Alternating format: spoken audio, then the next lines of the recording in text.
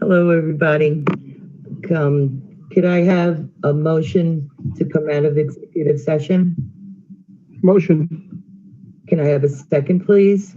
Second. Everybody in favor? Favor, yes. Aye.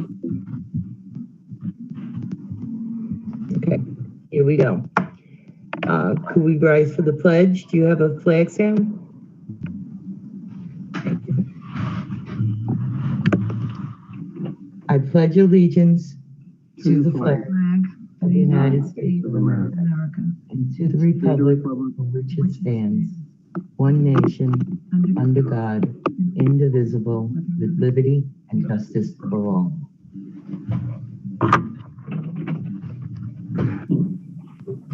Okie dokie.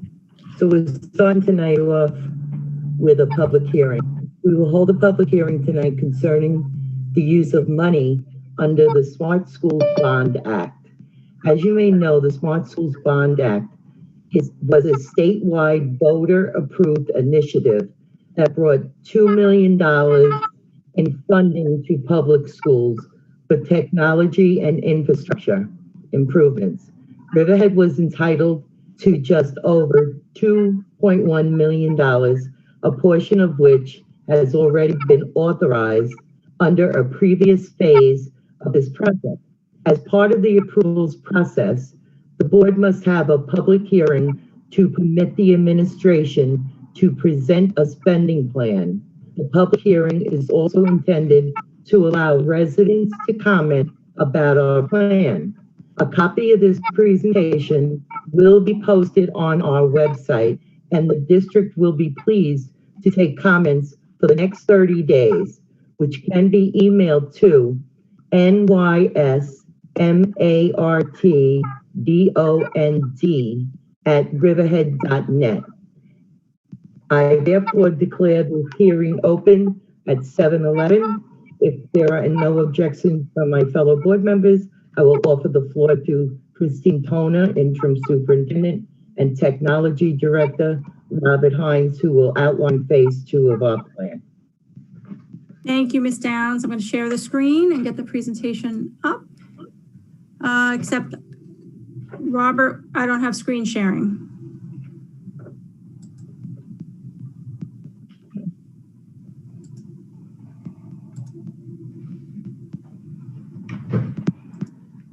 Okay.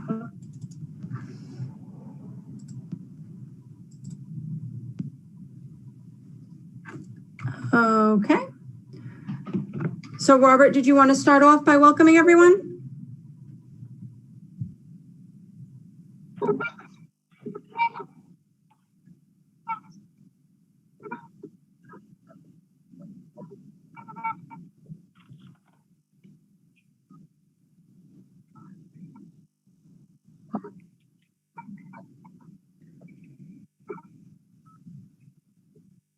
All right, so as Ms. Downs said in the opening to the public hearing, the Smart Schools Act it started in 2014 through general election. New York State voters approved a plan to bring technology into our schools across the state.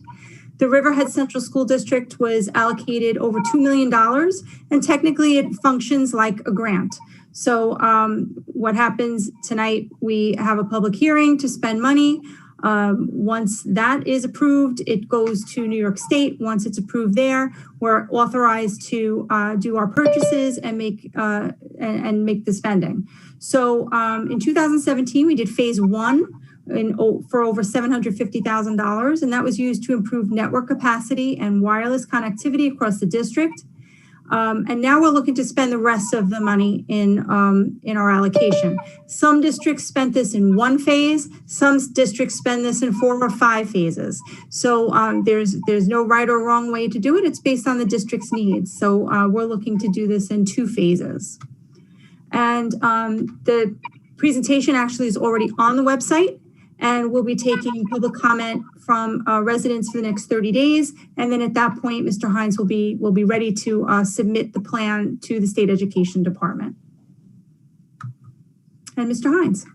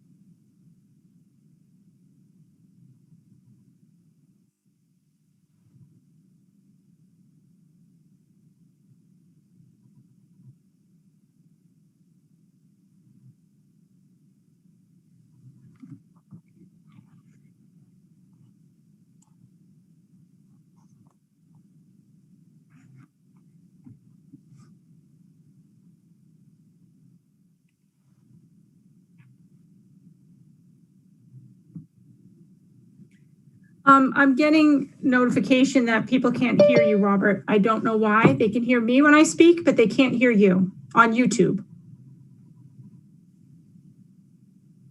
That's what I'm being told.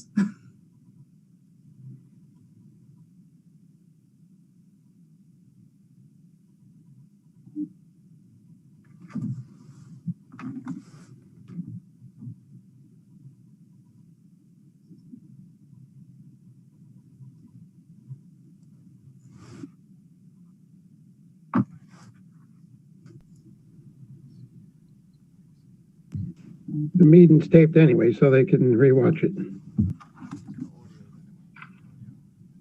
Yeah, I can take over, Robert. Oh wait, I have it. I think they can hear me now. I'll do that one over.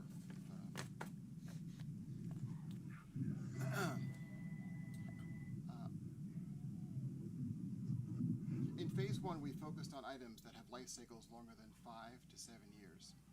In phase two, we are looking to do the same to get the most out of those investments. Back in 2007, Riverhead Central School District was ahead of many districts in their adoption of smartboard technology in the classroom to allow teachers to engage with students in new ways. By 2010, every classroom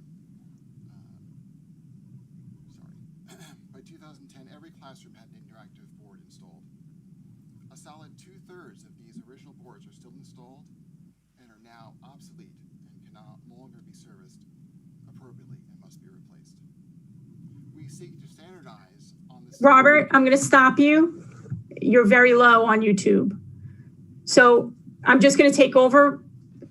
That we're looking to replace the flat panels that are outdated, that were originally purchased in 2007, and some in 2014. So a portion of the Smart School Act allocation in phase two will be used to replace flat panels. And there's computer server replacement to replace outdated servers that are over 10 years old, so that we can have more reliable equipment.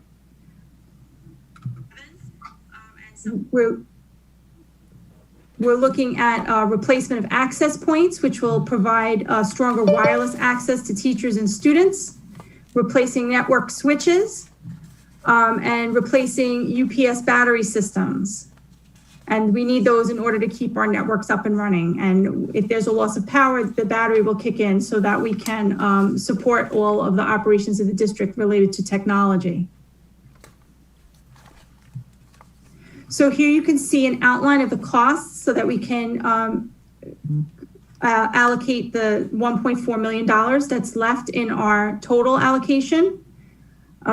So a little over $1 million will be for the flat panels, 200,000 plus for the computer server replacements, and a little over 220,000 for the network closet and wireless upgrades.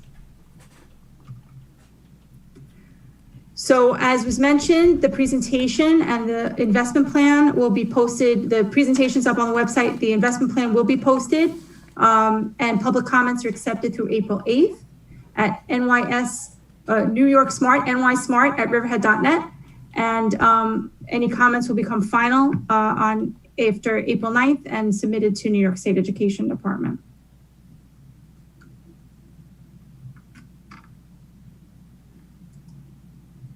Right. So questions from the board or from the public?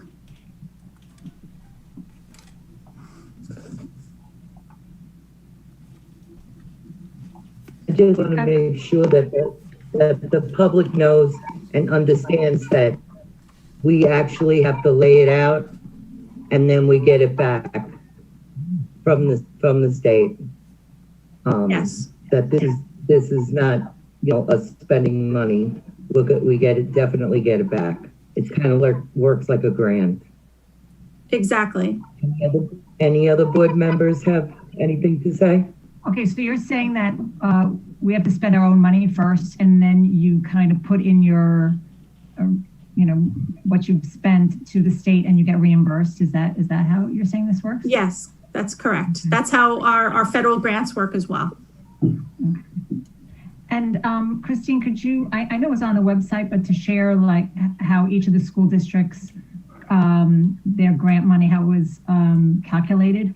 How did they figure that out? Like that we just got the 2.1 million compared to some other districts got more money? Like they go off of your aid? Is that how it works? Could you explain that? Robert, do you have any information on how that was determined? I would imagine it has to do with enrollment as well as needs, but all districts were awarded. Yeah, I believe it has to do with enrollment. It's a calculation that was made in the 2014-15 fiscal year based on enrollment. Do we have anybody on this side from the public that has anything to say? There are 3 people in the waiting room who I'm not certain whether they're here for this hearing or not. I could admit them individually and see if they're here for this hearing, and if not, they can go back in the waiting room. Does that sound all right? Can you chat with them to find out? No? No, I don't. I'm not familiar with how to do that, so I can just let them in and see if they want to participate. Would that be all right with you? Of course. Okay, here we go. The first is Joanne De Stefano.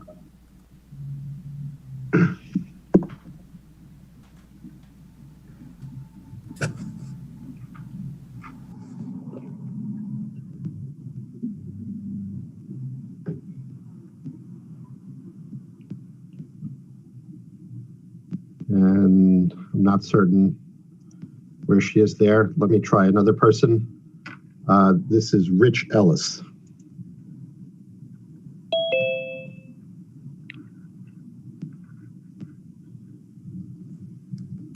Mr. Ellis, good evening. Are you there? Mr. Ellis is disconnected. And here's an iPhone user named Nancy.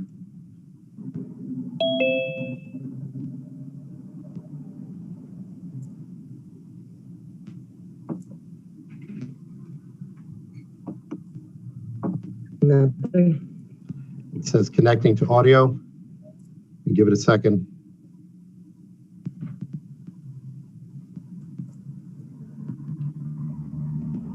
No, I don't think it's going to connect. No. Okay, thank you then. Okay. Okay, thank you to everyone who participated this evening. Again, additional comments can be transmitted to the district through email it's one word, but it's New York Smart Bond, NYSMARTBOND at riverhead.net the next 30 days. There's no other people to speak. The board has said their time. So at this time, at 7:24, this public hearing is closed.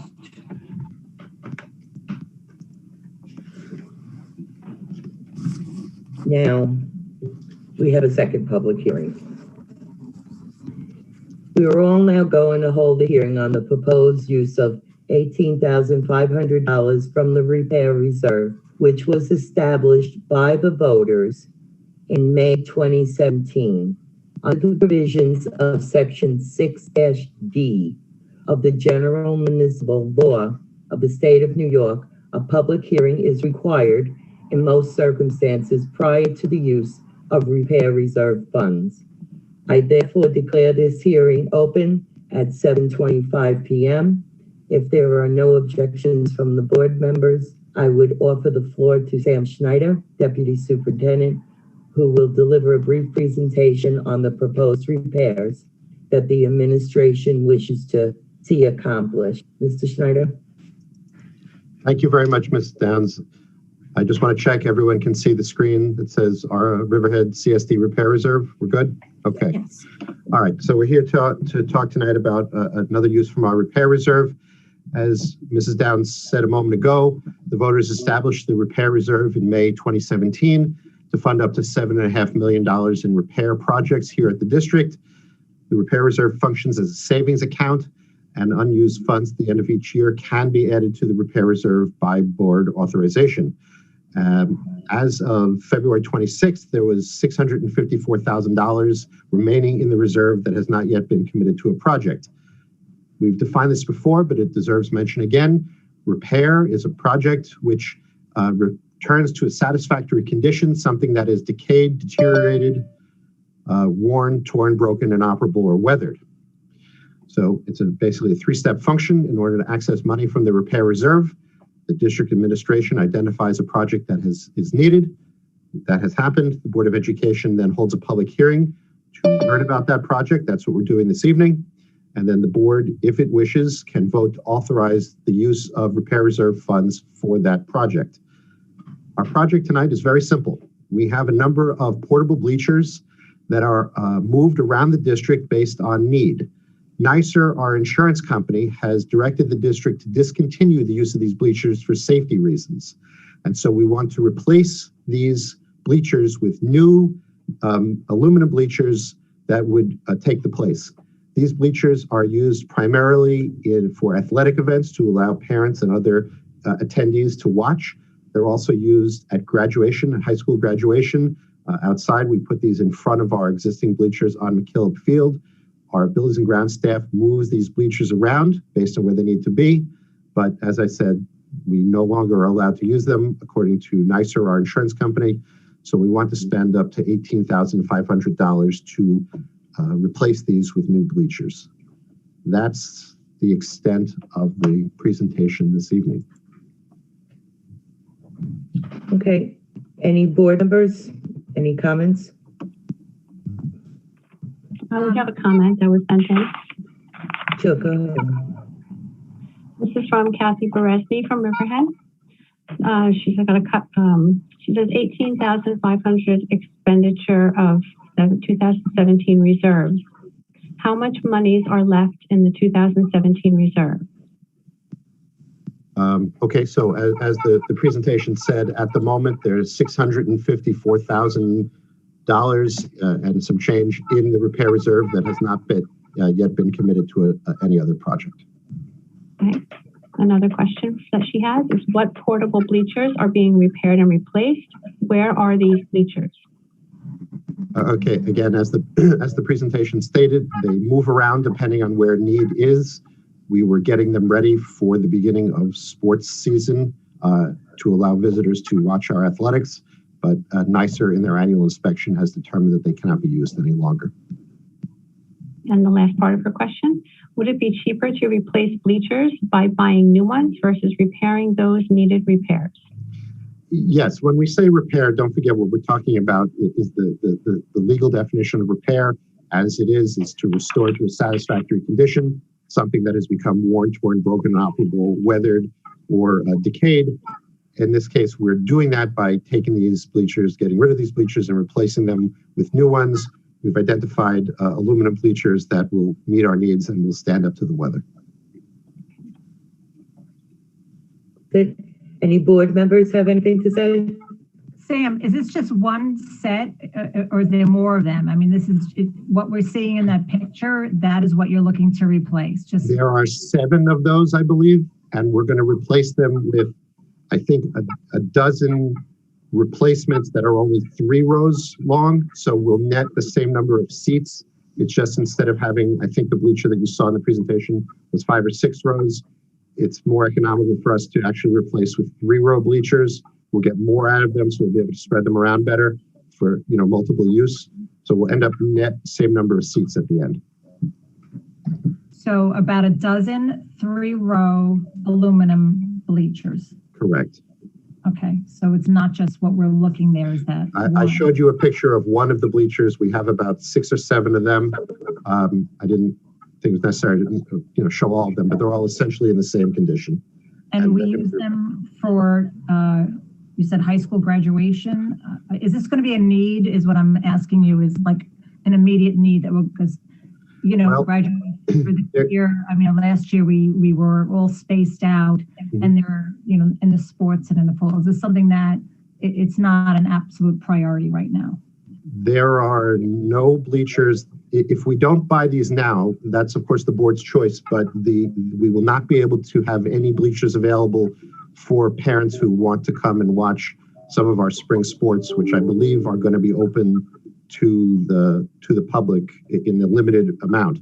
So, you know, if parents are ready to forego that, if the board is ready to forego any bleachers for any of the spring sports, that's of course your choice, but we cannot use our current spring sports bleachers. I know but there are some aluminum bleachers. I know at the middle school we sat on aluminum bleachers over there.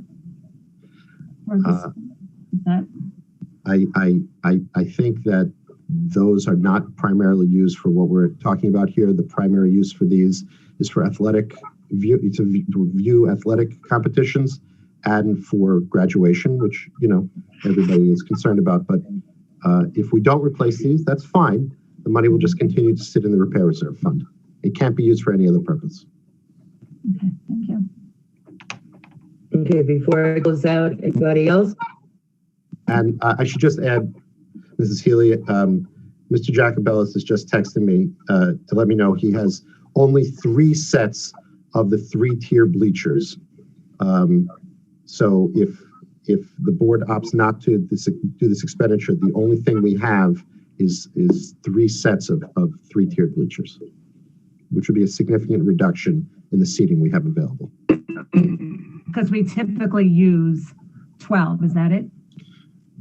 We typically use 7 of the larger bleachers, which nets out to 12 of the ones we're recommending we purchase. Okay. And nobody else? No, I think it's important that we purchase the bleachers. I just want to put that out there. Okay, so there's an item on our agenda tonight to authorize the expenditures if the board wishes. It's explained during the public hearing. Thank you to everyone that participated. And if there's no more additional comments, Lori, I would. Yeah. If I may, Sure. curiosity, I know we have 600. I know the repair reserve fund works.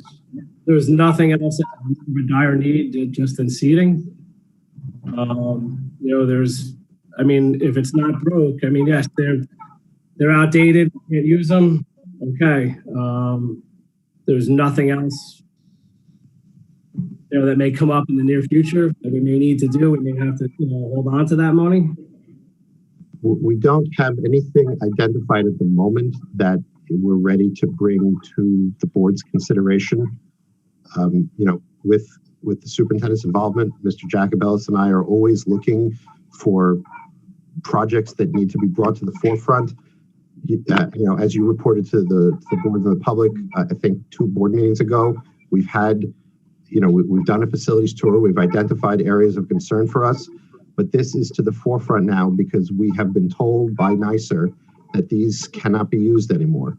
And so we're left with this problem at the moment that either we address this now or we can't offer adequate seating for parents who want to attend athletic competitions. And we're going to have an issue at graduation with appropriate seating for families who want to attend high school graduation under the standard arrangement that high school graduation is. Can I tell you that we're never going to have another project? No, we will continue to identify projects as they come up. But at the moment, this is the priority that we want to bring to the board's attention.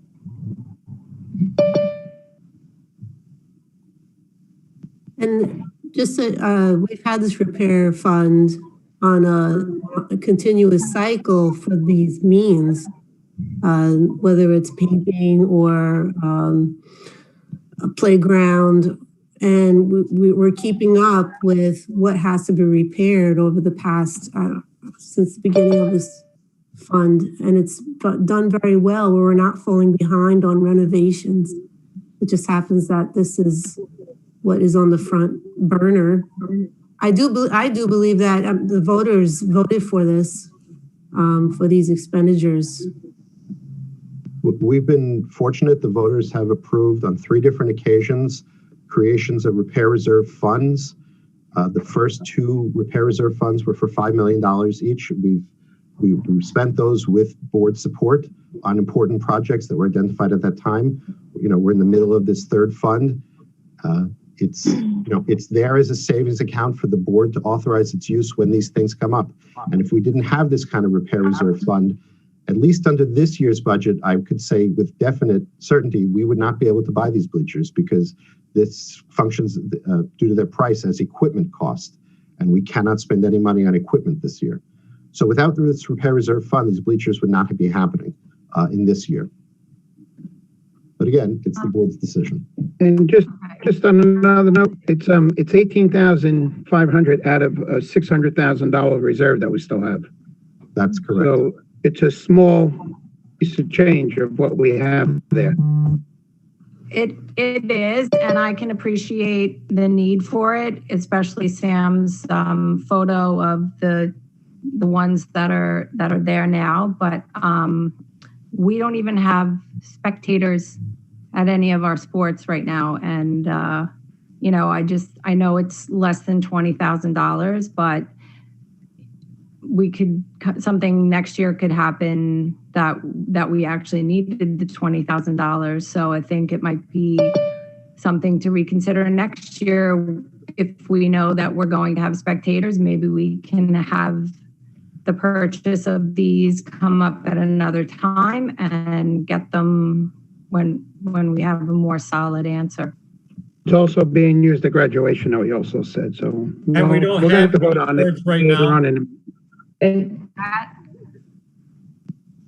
go ahead, Mr. Dorr. We don't have any sports right now, but next month we will, and we will need bleachers for. Or what? UW. There's no spectators. No, we can have spectators. You can have 2 Spectators are allowed. spectators per athlete up to the district's facilities, so that we have to keep social distancing in place. But as long as we have places for people to sit, we can have spectators.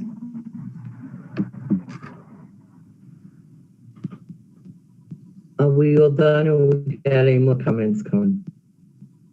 So to understand, with the bleachers, you can have more people there at the event. I mean, you still have to social distance, so you're not really maximizing the use of the bleachers. And People can sit on them, but they'll have to be socially distanced. social Who's distance. gonna At least monitor for that? now. That's the regulations, the guidelines that we've been shared for now. That's Who's gonna something. monitor the seating distance on the bleachers, or are you gonna yellow tape them and say you can't sit here? Yep, we'll be yellow taping. You're not going to get a lot on those bleachers right now at all. You're saying there's 3 rows, and it's maybe you're gonna, I don't know how long they are, but if you have to be 6 feet distance, you're gonna have somebody at one end and another end. I know that last year at graduation, it was chairs just separated. I'm just saying, like, if this is a I could see if there was any other year, definitely, but I don't know if it's like a priority. Well, we'll vote on it when we have to in a little bit. I mean, We're going to be voting on it, and we're going to have discussion with it. This discussion can continue if the board chooses when their term comes up to vote on this, on the agenda. Is that okay? We'll move on and close this out. Before you do that, there are 2 people in the waiting room who may want to comment on this. Can I just... Sure, go ahead. Okay, I'm not sure if they want to comment on this or something else. Okey-dokey. The first is Allison Matway. Ms. Matway, can you hear us? Okay. She disconnected, and the next is Colleen Eastwood.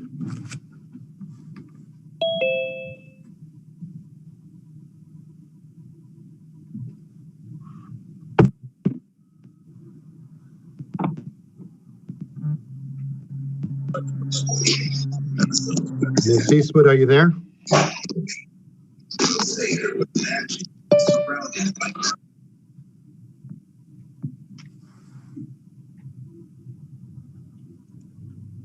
Okay, I'll put her back in the waiting room.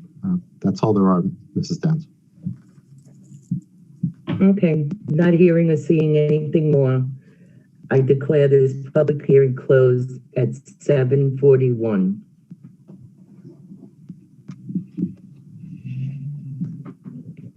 Now we're going to move along to the superintendent's report, which actually will be our budget presentation. Regular day, transportation, and facilities. Thank you, Mrs. Downs. Before we start the budget presentation, I just wanted to share a few items. On tonight's consent agenda is an enrollment report. The plan is to have that on the first meeting of every month so that the Board of Education can see the trends of enrollment changes across the district by building, as well as in our private parochial schools, charter school, and homeschooled students. So one thing I just want to mention is some of the numbers that I've reported in previous months have changed because in the past week or so, the high school was able to drop several students, about 75 students over the course of the year based on non-attendance. So that was something that had been discussed previously by the board, and the high school staff made every attempt to re-engage these students. So their last date of attendance was backdated to 20 days after their last date of in-person or participation attendance. So that information is on the consent agenda, just for informational purposes for the board as well as for the community on a monthly basis. Spring recess is the week of March 29th, and I just wanted to mention that we did use 2 snow days so far. Hopefully that's it. But Monday, April 5th will be an in-person instruction day, and Thursday, May 27th was supposed to be a superintendent's conference day, but that is now converted to an instructional day as well. As we mentioned, spring sports are scheduled to begin on April 26th. We're very excited about being able to see our students back out on the fields. Right now, we're told we can have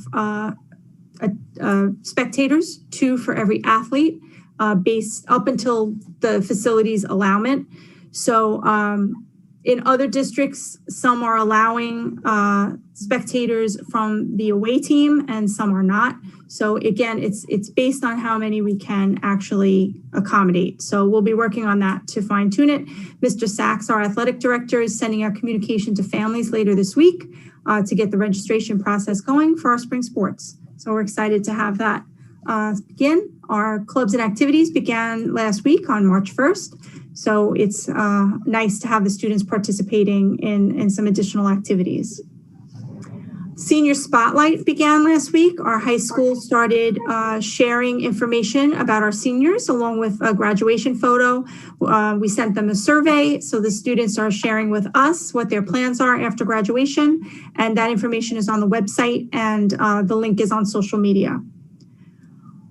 Last week, I think on Friday, I put just to our staff a survey form about Catch a Wave with Riverhead alumni to collect information about our alumni, and we already have 200 responses, and that's based on our own staff and people that our staff sent the information to. We'll be getting that out onto the website and through social media later this week, and we'll begin to report on what are our alumni doing. And we're excited about sharing that information with the community. And one of the items is an inspirational message for our current students. So that'll be nice. It'll be nice for the students to be able to get some words of wisdom from those who walked the halls of the high school before them. Kindergarten and new entrant registration is underway. We've put a few additional steps in play this year, including Zoom informational meetings on March 22nd for elementary and March 24th for secondary. That'll be kind of a Q&A for people who are considering enrolling their children into the district, or they have incoming kindergarten students. We also added evening registration at each of the K-4 buildings. We haven't had that. So in April, each building will have a 2-hour evening with staff support from PPS and computer access, so families can come in and get some assistance with registration if necessary. And we are also, we have flyers that are going to be dropped off at our pre-K facilities in the probably next week. And we're looking to make ourselves available to any family who's either ready to enroll their child for kindergarten or an elementary grade or return to us, or even students who are entering our upper grades. So we have a lot of things in the works to promote our district and share the information with families. So at this point, we're ready for our second budget presentation. So we'll get that up on the screen and we'll begin.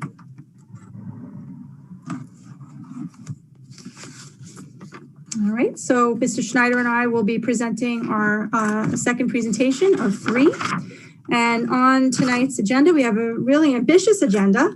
And you can see all of the items that we'll be discussing. I just want to point out that we're going to spend some time discussing the charter school and the impact that the charter school has on the district and potential partnership with districts that also are in a similar situation as us with a charter school district within their boundaries.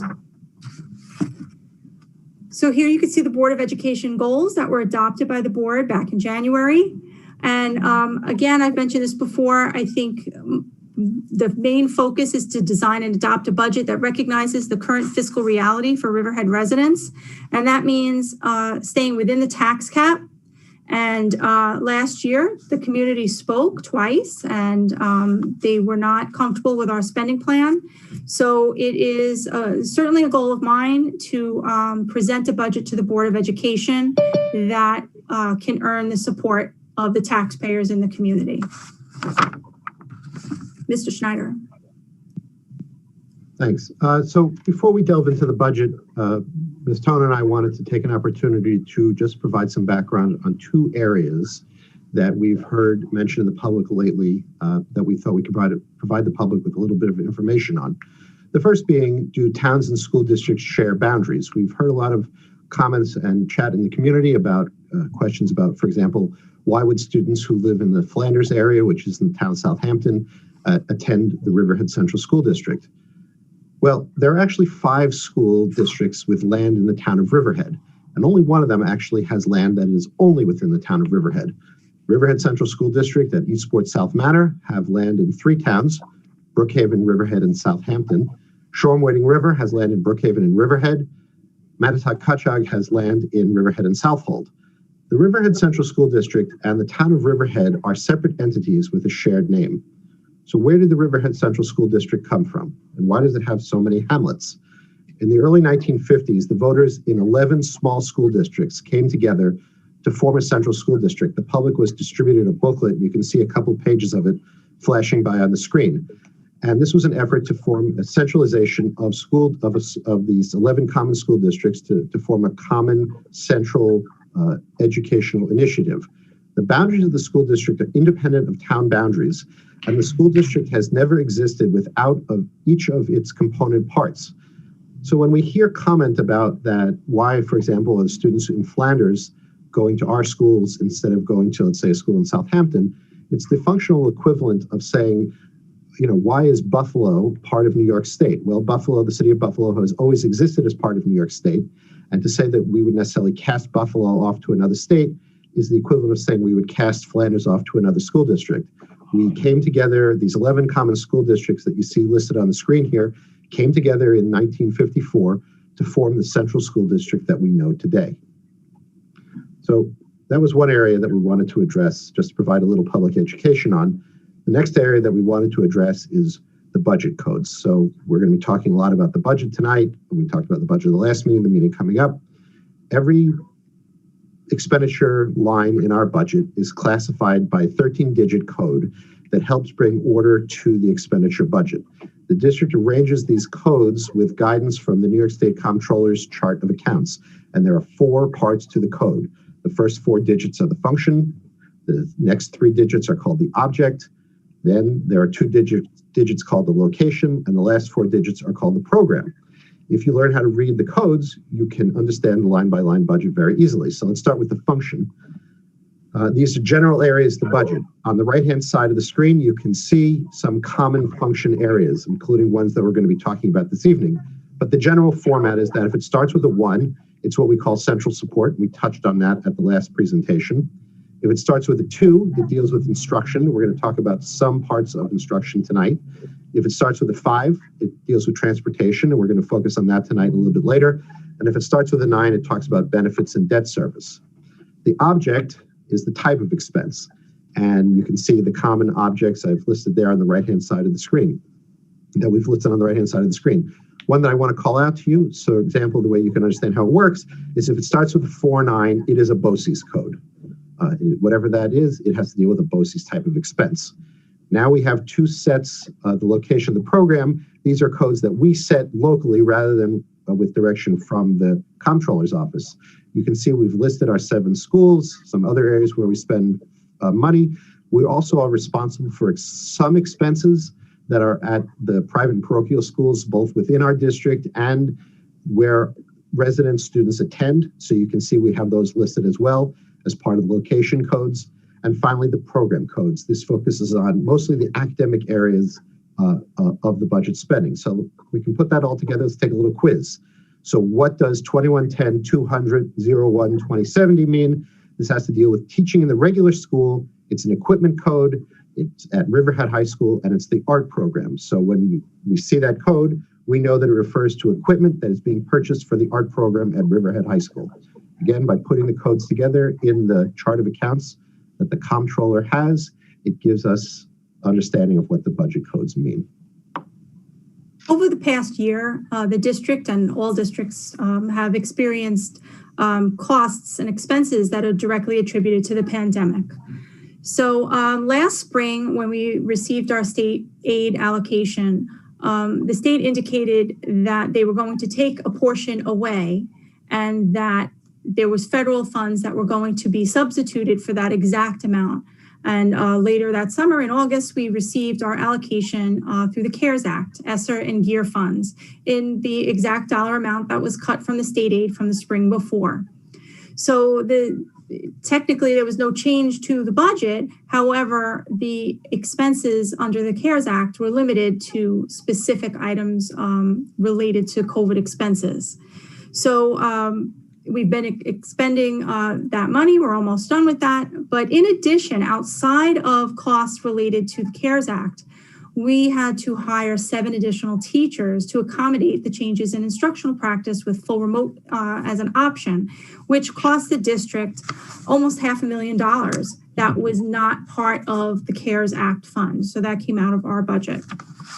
And then on the next slide, you will see a breakdown of these expenses that were paid through the CARES Act, but you can see that the salaries are not listed there because that came from our general fund. And tonight, we're going to be presenting information to you with a theme. So we're going to explain each area and then go through and talk about how has COVID changed things and what is needed so that we can emerge from contingency. The conversation at the next budget meeting on March 23rd will include what does the board wish to prioritize in the budget. So this is definitely a process, and we look forward to having the input from the Board of Education. Okay, so the first area that we want to focus on tonight is facilities, operations and maintenance. We have 11 buildings and several smaller subsidiary structures that our 58 custodians and maintenance mechanics are responsible for maintaining. Altogether, it's just shy of 750,000 square feet of space. I would be remiss if I didn't take a minute to just pay tribute to the custodians and the maintenance mechanics who have done an absolutely incredible job this year, cleaning our buildings and keeping them safe for our students and staff. This is an unprecedented undertaking, the level of sanitizing that they have to do on a daily basis, on a nightly basis. They've done an absolutely incredible job. Ryan Jacobellis and his staff really have come through for us and for our students and staff on a daily basis. You can see the listing of current staffing. The majority of our custodians work at night, which means they're working a shift that starts at 3 o'clock and ends at midnight. Some at the high school start a shift that starts at 4 o'clock, ends at 1 o'clock in the morning. And you can see how we have our custodians and maintenance staff arranged. So a night custodian shift is a very busy 8 hours. Our custodians are moving for that full 8 hours. Most importantly, they're sanitizing desktops, desk shields, touch surfaces, countertops, and doorknobs in a number of classrooms. Our night custodians clean on average between 18 and 26,000 square feet a night. State Education Department recommends an assignment of about 20,000 square feet, so some of our custodians have a little bit more responsibility. But this is, like I said, it's 8 hours of very busy work. COVID-19 has changed this department drastically. We are now running ventilators throughout the district at maximum capacity with longer running times to ensure fresh air into the classrooms. We've set up floor markings on the hallways to allow students to move through the hallways safely, and we're going to take a look at a picture of that a little bit later. We have hand sanitizing stations that are throughout the district for students and staff to use. We have barriers that have been set up in all the K-6 classrooms to provide for better student separation. And even now, and another thing, we're even now sanitizing playground equipment on a daily basis. COVID-19 has not only changed our practices, but they've changed the budgetary costs of these things. You can see we have a chart here that shows pre-pandemic and current expenses for a number of items that are used by our custodial maintenance staff. And the cost increase is great. You can see, for example, a case of hand sanitizer used to be obtained for $30 a case. Now we're paying triple that, $90 a case. Wipes used to be $30 a case. Now we're looking at $50 a case. It's not just the cost of these individual items that is stressing our budget, but it's the fact that we're buying a lot more of these things. We've incurred a lot of expenses just for the additional wipes, the additional cleaning, the additional PPE that we need for our faculty and staff here in the district.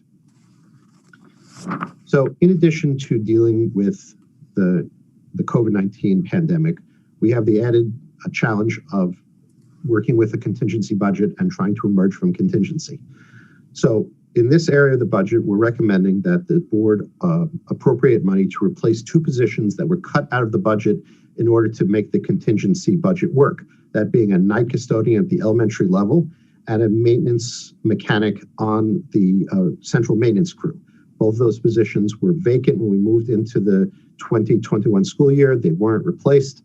They were cut from the budget for contingency purposes. We're recommending to the board that they appropriate funds to restore those. We also need to restore money to the budget for equipment for this department under a contingency budget. You cannot spend any money on equipment at all. That means we've gone a year without purchasing new equipment. We need to restore our equipment money to allow us to continue to purchase equipment to replace items that are old and wearing out and not usable anymore.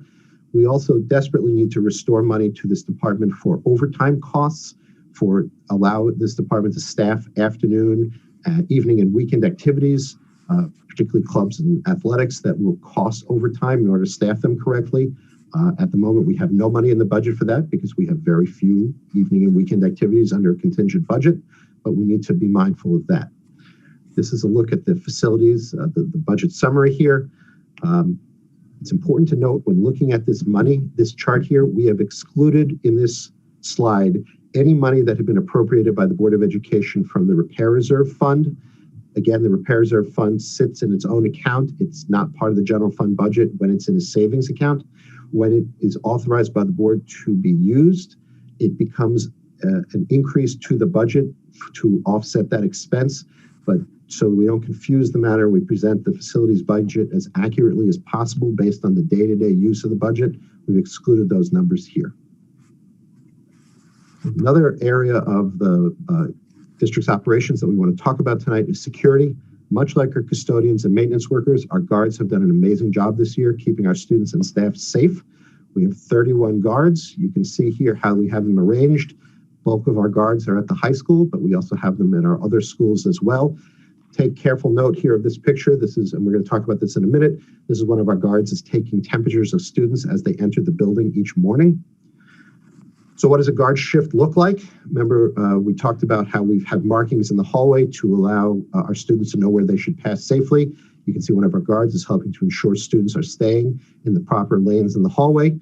They stand on post to ensure building safety. They're monitoring student passing time. They perform perimeter checks and building checks to make sure our buildings stay safe. Again, COVID-19 has changed this department drastically. Our guards and Terry Colhane, our security director, are involved with daily staff screenings for health purposes. We're doing contact tracing and communication with the Suffolk County Department of Health. And we're conducting temperature checks for all visitors and staff and students who come into our buildings, amongst other activities that the security department has engaged in. To emerge from contingency, we definitely in this department need to restore equipment allocations to the budget. We use equipment money in this section of the budget to replace security cameras that have become too old to function properly, so we can have a functioning camera system that works well. Cameras are expensive, so we need equipment money in order to be able to replace cameras that have aged out of use. This is a look at the security portion of the budget. I highlighted for you the materials and supplies, the increase that you see there. By CSEA contract, we are required to purchase some new uniforms for the CSEA employees next year, and that includes employees who work both in maintenance and operations, security, and transportation. So we do need to appropriate some additional funds to meet that contractual obligation to the members of our CSEA unit. Transportation is the next area of the budget. We had a wonderful presentation 2 board meetings ago by Leslie Moore and Colette Furch, our transportation co-directors. So a lot of the material we covered then. I am very proud of our transportation department, much like our guards, our custodians and maintenance operations workers. They've done a great job this year. I'm very proud of the fact that this department is bringing in close to $300,000 in revenue by sharing routes with other districts that we would normally have to run anyway. So we're able to reduce the cost to the Riverhead taxpayer by sharing our resources with other districts for routes that we already have to do. We have 145 people who work in this department. We transport close to 5,000 students a day. So what does a shift look like for a driver and a monitor? Well, they're inspecting their vehicles every day, multiple times a day, particularly in the morning before they go out and in the afternoon before they go out for their take-home runs. Students are picked up according to the route sheet and the schedule and brought to school. We stress with drivers and monitors all the time, and drivers and monitors recognize this, that the tone that they set on the bus go a very long way to determining the type of day that our students have in class. So we emphasize that a safe and positive atmosphere has to be maintained. We have found through experience that when we set a positive atmosphere on the bus, a positive and safe atmosphere on the bus, students are having a more productive day in school, which of course is exactly what we're all here for. Students with special needs receive individual attention according to their IEP. COVID-19 has changed this department as well. We rerouted our buses to ensure there were fewer students on each bus route to allow for social distancing.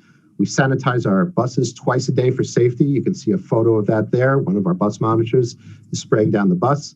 We also wipe down high-touch areas after each run. So that's the top of the seats, the handrails, as much as possible after each run to ensure as much cleanliness on the bus.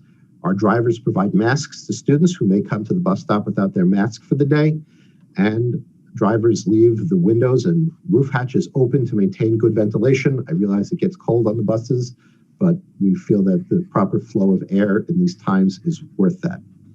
To emerge from contingency, we have 2 areas that we wanted to just highlight to the board. The first is some equipment money. We would very much like to be able to purchase a diagnostic computer to enable our department to diagnose problems with our buses.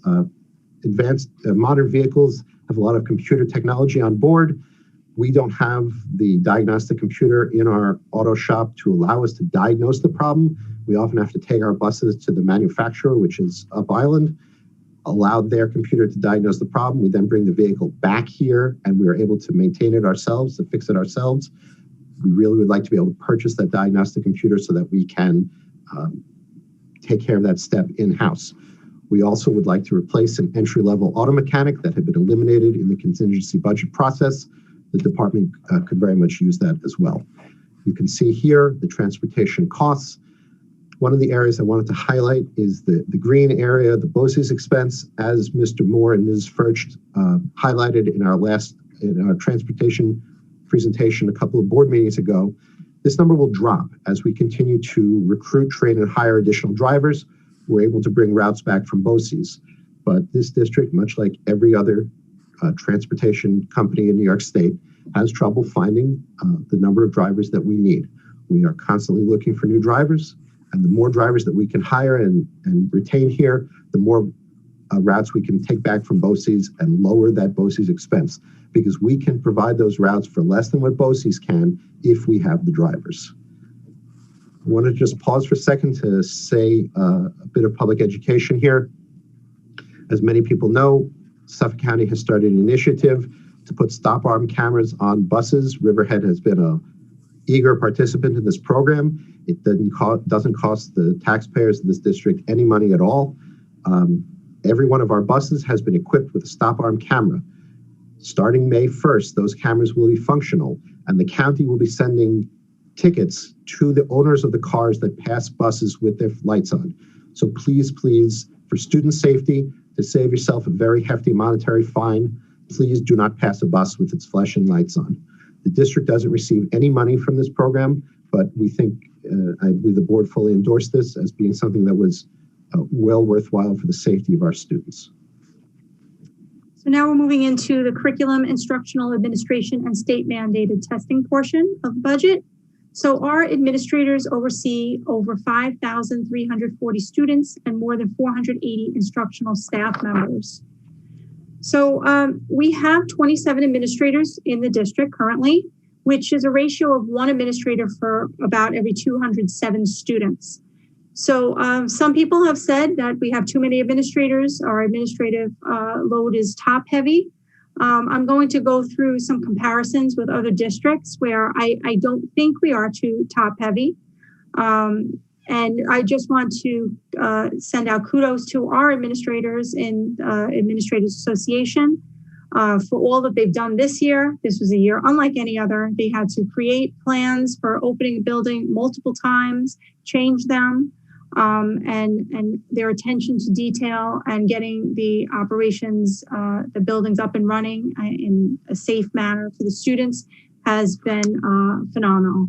And we also have some directors who are working outside of their areas to take on additional areas of responsibility because we don't have directors for those areas at this time. So you'll see when we compare Riverhead's administrators to the number of administrators to districts larger than Riverhead on the left, you'll see that there are only a couple of districts that have a smaller ratio than us. However, the districts that are larger than us, they have many more administrators. Their ratio may be higher, but they have more administrators. And on the right side, you can see we're at the top of a list among districts smaller than us, and that's not where we want to be. It shows that all of the districts below us on the right have a smaller ratio of students to administrators. But let's compare to districts that are similarly sized to us. And again, we're at the top of the list with the largest ratio of students to administrators. Why is this so important? We know that our administrators play a crucial role in student outcomes and getting programs running throughout the district. So what does an administrator's day look like? On the left side, we see our building administrators. On the right side, our subject area administrators, our directors. One of the major pieces of their day, which takes up a lot of time during their day is observations. But their major role, administrators, is to help guide our teachers so that the teachers are engaging in best practices. We want to see great student outcomes. One of our administrators, there's a quote on the screen, said, "Our roles have increased greatly in these challenging times. In addition to all things educational, we make every effort to point folks in the right direction regarding community resources, including food assistance, mental health services, rental assistance, etc." The role of an administrator is not one-dimensional. There's many facets to what they do, and we thank them for that. So here you can see a breakdown of teacher observations amongst all the administrators in the district. That right-hand column shows you the average per administrator. So this is a major investment of time. It's definitely worth the time because it allows administrators to identify if a teacher is in need of additional support, as well as the administrator can identify teachers who could provide support or share ideas with their colleagues. So an observation is typically one full period.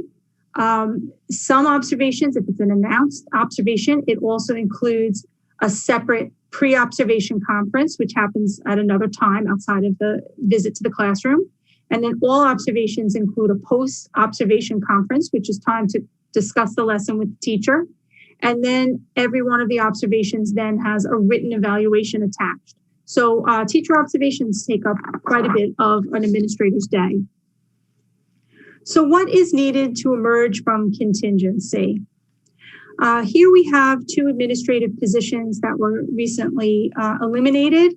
One at the high school, an assistant principal, and hopefully our students will all be returning in person in the 21-22 school year, where the high school administration could definitely use an additional assistant principal there. And we will talk about special education at the next board meeting, but it was important to just mention here the need for a second full-time assistant director in our special education department. Okay, so looking at the budget for this section, for the instructional administration section of the budget, you can see we're looking for a modest increase here. The Boces costs, this reflects a budget area that really had been under budgeted this year for district need. The programs in this area include the standardized test scoring and the software that is required to track professional development. I should say at this point that software, along with a number of other Boces programs, comes to us from a company called Frontline. Frontline has raised its rates well in excess of the standard budgetary increases that we have come used to in that 2% range. So we really do need to keep pace with the costs. And like I said, we had been under budgeted in this area this year. So general classroom teaching, instruction, and support. Our teachers, they too have reinvented themselves this year. And I'd like to send out kudos to all of our teachers and instructional staff for the work that they've done this year. They've reinvented how they teach students in the classroom as well as remotely. And they've incorporated technology into their daily teaching. So that's definitely a bright spot as we move past pandemic.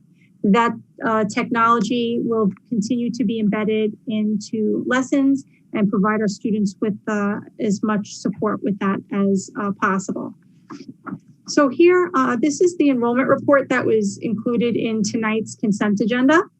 So you can see the 19-20 school year, the number of students at the beginning and the end of the year at each of our buildings, as well as at the charter school, private and parochial schools, as well as those homeschooled. So you can see the bottom three rows when you go into the 2021 school year have increased. But when we look at our 7 buildings, the district enrollment has decreased.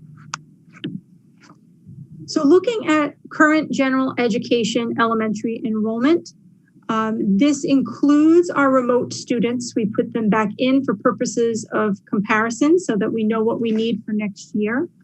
So you can see the enrollment there. The next slide shows the number of sections currently in the elementary general ed And then the next slide shows our average elementary enrollment per section. So on K4, that ranges between 16 and 25 students, and at Pulaski, 25 to 27 students.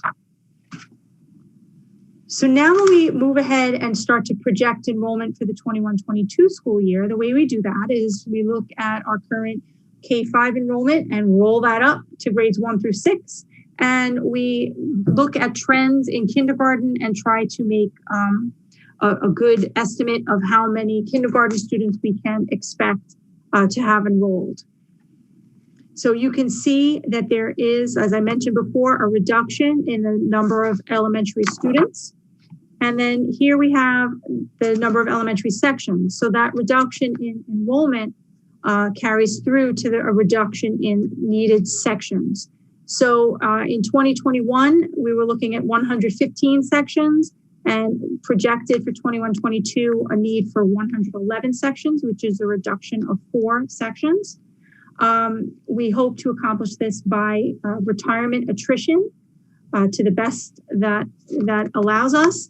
And then anything beyond that would be possible excessing of staff, which we certainly don't want to do. But we have to be fiscally responsible to the budget and the need for based on enrollment. So here you can see the average enrollment for next year based on the projections. So on K4, we're looking between 19 and 24 students in the range, and Pulaski between 24 and 25 students, which is a reduction certainly over recent years where Pulaski's enrollment was hitting 30 students to a class. So how has COVID-19 changed things? 12 of our classroom teachers were full remote teachers this current school year. Student enrollment has decreased as parents chose to enroll their students in private and parochial schools that perhaps were offering 5 days of in-person instruction from September. And as I mentioned, the bright spot about increased technological devices to our students. Instruction has become more reliant on non-printed materials, and our increased cost for substitute teachers and class coverages has definitely been difficult to manage. So substitutes are in short supply, not only in Riverhead, but in every district across the state. We've been hearing that we're facing a teacher shortage, and we're certainly facing a substitute teacher shortage, and we hear that from our colleagues in other districts as well. So substitute teachers in our district currently earn up to $155 per day, which breaks down to $25 to $30 per class period. When we don't have subs available on the secondary level, we have a provision in the RCFA contract where we are able to have teachers on their free periods do some coverages, and they get paid at their hourly rate. So their per period rates are between $43 and $112 per period. So you could see the big difference. If we had substitute teachers available, it would definitely be more manageable fiscally. So a recent absence of a secondary teacher cost about $620 for one day because we didn't have a substitute to cover that teacher. And that was based on individual coverages by other teachers. So what is needed to emerge from contingency? So we just need to have the resources to ensure flexibility. We know this year required us to be quite flexible. There were a lot of changes that happened throughout the year. And we also need to be mindful of what our enrollment is and provide the staffing at the level that the enrollment calls for. So the charter school, I mentioned this at the beginning of the presentation. Charter school is the largest single expenditure in our budget. So under law, parents have the right to enroll their child into a charter school, and the district of residence of the student has to pay a tuition fee to the charter school, and those tuitions vary by district. So here you can see our projected enrollment for 21-22 at the charter school is about 490 students. That has grown over the past 10 years. It's quadrupled. And we're looking for next year to pay about $18,000 for each Riverhead resident student that will attend the charter school. So here you can see not only the increase of students attending the charter school, the increase in the tuition rate and the total cost over 10 years. So we went from almost $2 million in 2012-13 to we're projecting almost $9 million in the 21-22 school year. And that is a staggering number. So by comparison, the districts around us, they may send students to the charter school, but only a handful because the charter school is not located in their district. So we've learned that districts of location typically have the greater enrollment in the charter school. So that could be because parents might think that the charter school is in the district. It might be one of the district schools. So they look at it as another option within their district.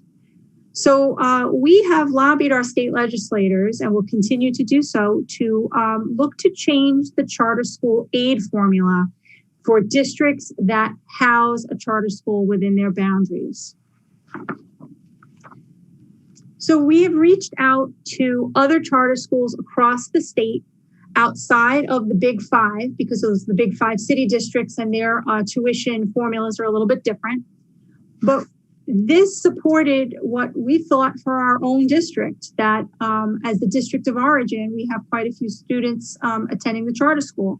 So you can see in the second column here, these are school districts of origin in other parts of the state and how many students they send to school districts within their charter schools within their boundaries and what their total tuition costs are. So while our tuition costs are stifling for our budget, you can see districts across the state, it's stifling for them as well. So this problem is not unique to Riverhead. So with the board's endorsement, we would like to start a coalition with these districts across the state that are in a similar circumstance as us with a charter school within their boundaries, because with support from each other, perhaps we can make some changes or do some better lobbying with our politicians. So you could see some comments from other districts. Basically, there's a significant impact on our overall budget. All of these districts feel that way. So on a positive note, we do have so much to be proud of here in Riverhead. And we did put together a promotional video, which will be up on our website. It'll be pushed out through social media. And families that are looking to enroll their children in our district, they'll have access to this video as well. Enjoy.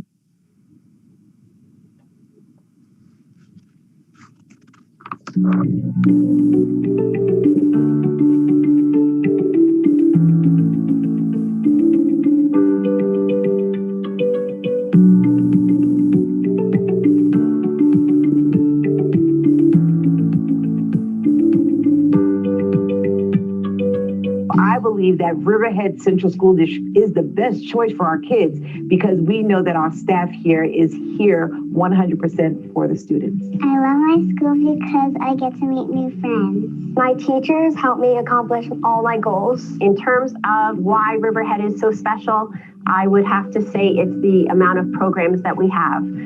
Whether it's our community-based program for our basic life skills or it's to our students who are college-bound, we are addressing all their needs, preparing them for the real world, and I am confident that Riverhead Central School District can do that for your child. We offer a bilingual program which gives students the opportunity to practice Spanish and English, and I absolutely love it. We have a fantastic art program where the kids basically learn everything and anything under the sun. We do ceramics, we do painting, we do drawing, we do everything. And the kids have creative control of what they like to produce as young designers. The Riverhead Music Department has opened me up to so much love and creativity and excitement through performance and new music.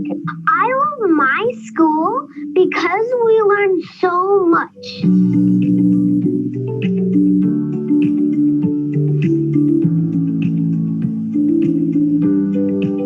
We hope that you get as much out of this district as all of our kids have. There's just so much here academically and socially for you. Your children will benefit from this district and what we have to offer. Riverhead is a great place to live and to work. and to grow up in. And there's no better family than the Blue Waves family.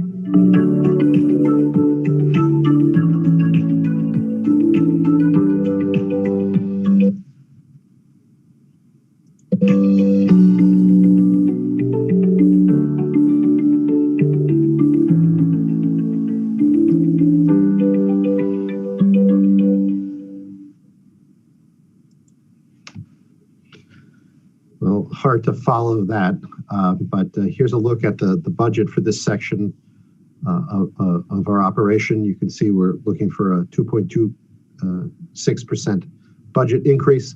One of the areas that I just wanted to touch on is the increase in Boces services. As Ms. Tona said a few minutes ago, we've had a number of parents who have chosen to enroll their students in private and parochial settings. We are required by law to provide certain textbooks and other types of books for students who are in those settings. We do that through Boces, so we've had to increase our budget to accomplish that. As larger number of students go to those programs, we need to increase our expenditures to Boces. Obviously, we're hopeful that a number of those students will come back to us next year, hopefully with the pandemic under control, but we can't guarantee it. And so we're recommending an appropriation in order to respond appropriately to the levels that we see now. We wanted to briefly touch on the potential for a second ballot question. I want to state on at the beginning, obviously this is the board's choice about whether or not this actually goes to the voters, but should the board wish to have this second ballot question, they would have to adopt appropriate resolutions at the March 23rd board meeting. So we wanted to just review it now briefly. This is for a cafeteria capital reserve expenditure. In May of 2018, the voters authorized the creation of a cafeteria capital reserve to fund future improvements in the cafeteria program. This fund is funded solely by excess fund balance from the cafeteria, meaning excess from money that the cafeteria makes in its operation. It receives no taxpayer dollars whatsoever. The fund has $267,000 in it that is currently unencumbered. We have one project that we want to do. We've gone to the voters for several years in a row now to do particular projects. This year we have only one project that we're looking to do. Phillips Avenue Elementary School is our busiest kitchen in the district. We serve more meals out of Phillips than any place else. We're looking to remove the piece of equipment that I have highlighted we have highlighted in the yellow box there. It's a griddle stove. It's got 6 burners. We desperately need additional oven space at Phillips to accommodate the program's needs. We don't use the griddle at all. The 6-burner stove is overkill from what we actually need. So we'd like to expend up to $16,000 of money from the cafeteria capital reserve to replace that particular piece of equipment with additional convection oven, warming cabinet, and a smaller 4-burner stove. Again, this is money that doesn't come from the taxpayers. It comes solely from the excess that the cafeteria generated through the sale of food as part of its program. I should mention, as we've said a number of times, Keith Graham, Cindy Hines, and the rest of the cafeteria staff have done an incredible job, notwithstanding the loss in food service due to the pandemic. Prior to the pandemic, we were at record highs for this program, and I have full confidence that we're going to get back there when the pandemic is fully under control. We are serving more meals to more hungry kids than ever before, and we will continue to do so. But like I said, should the board wish to allow this to go to the voters, they would have to adopt a series of resolutions on the March 23rd board meeting. Thank you, Mr. Schneider. And thank you, Mr. Schneider, for all of your work on the budget. This is definitely a busy time, and I appreciate all the work you're doing and your support. So March 23rd, we'll have our third budget presentation. And on April 20th, the board will adopt the proposed budget. May 11th is the public hearing. And May 18th, from 6 a.m. to 9 p.m., we hope everyone in the community goes out and votes. So if anyone has any questions, feel free to call or write to either myself or Mr. Schneider. And at this point, we'll take questions from the Board of Education.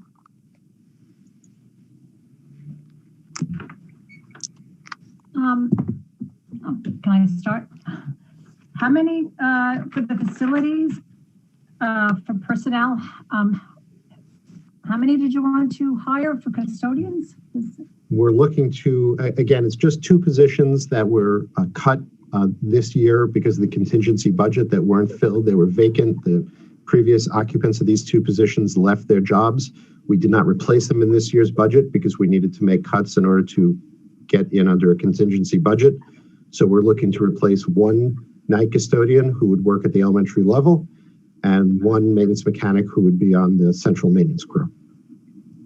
Okay, so when I look at the increase, because you are saying for the proposed budget, 4.1 million, and then the revised budget was 3.8.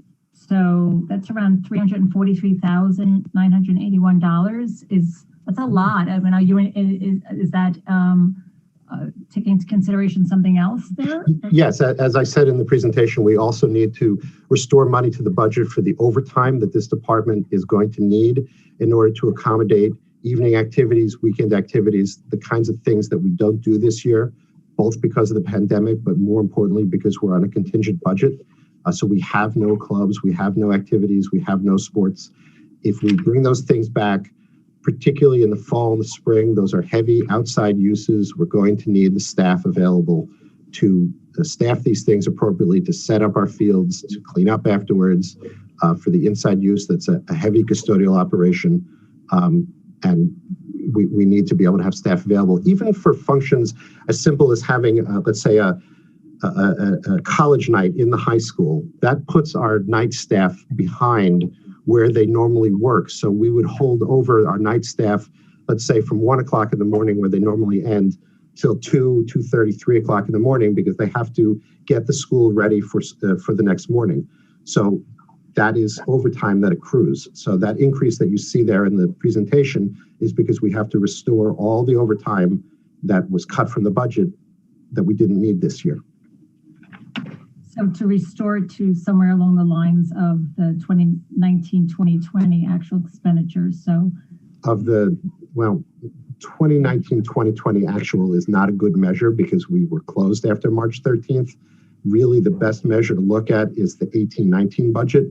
But we kind of know approximately where we need to be in terms of overtime spending. From it's a little closer than exactly right. The problem in doing the budget this year in comparing to last year is just not a good example for anything because schools were closed. So we had a savings of costs on, let's say, on substitutes, on overtime, but then we had other increases that, in other areas that you can't necessarily count on. The data from the 1920 school year is not very helpful in forming the budget because it's just not normal. And Sam, we were talking about the getting more the Boces runs that we could do them. Mm-hmm.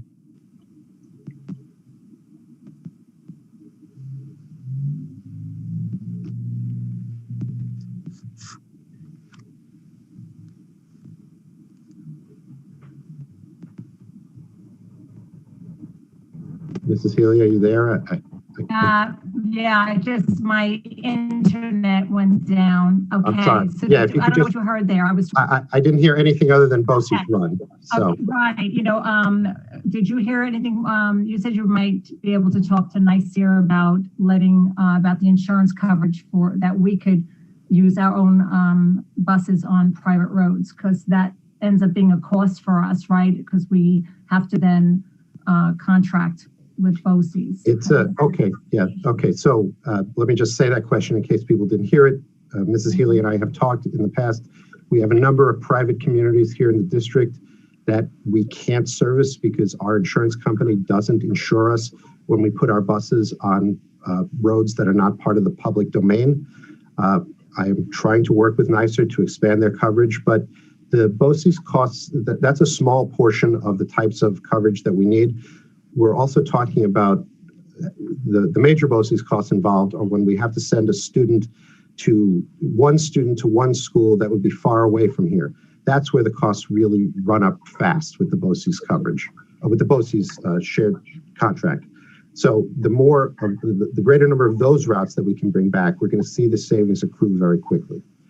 Yes, there is a certain expense that we incur from routes that we can't do internal in our district because they're in private communities and we can't bring our buses in there for insurance purposes, but it's really a small portion of that overall expense that we're talking about.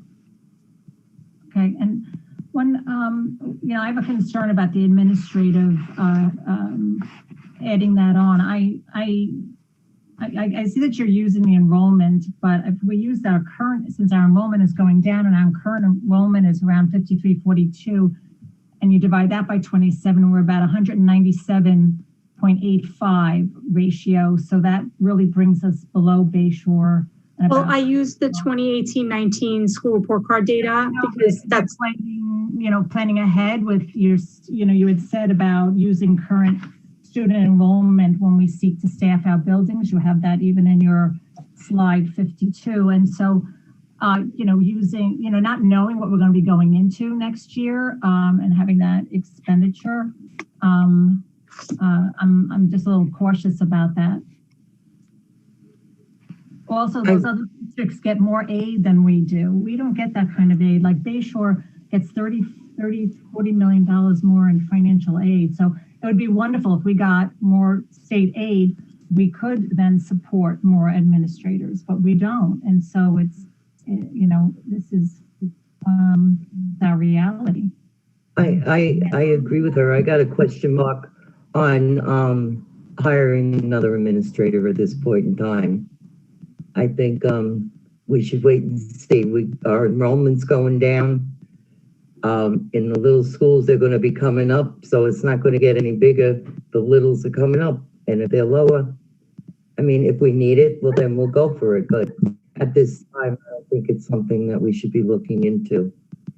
And in fact, to tell you the truth, this is when I got this presentation, that's the first time I heard anything from the administration this whole entire year about possibly hiring an assistant principal at the high school.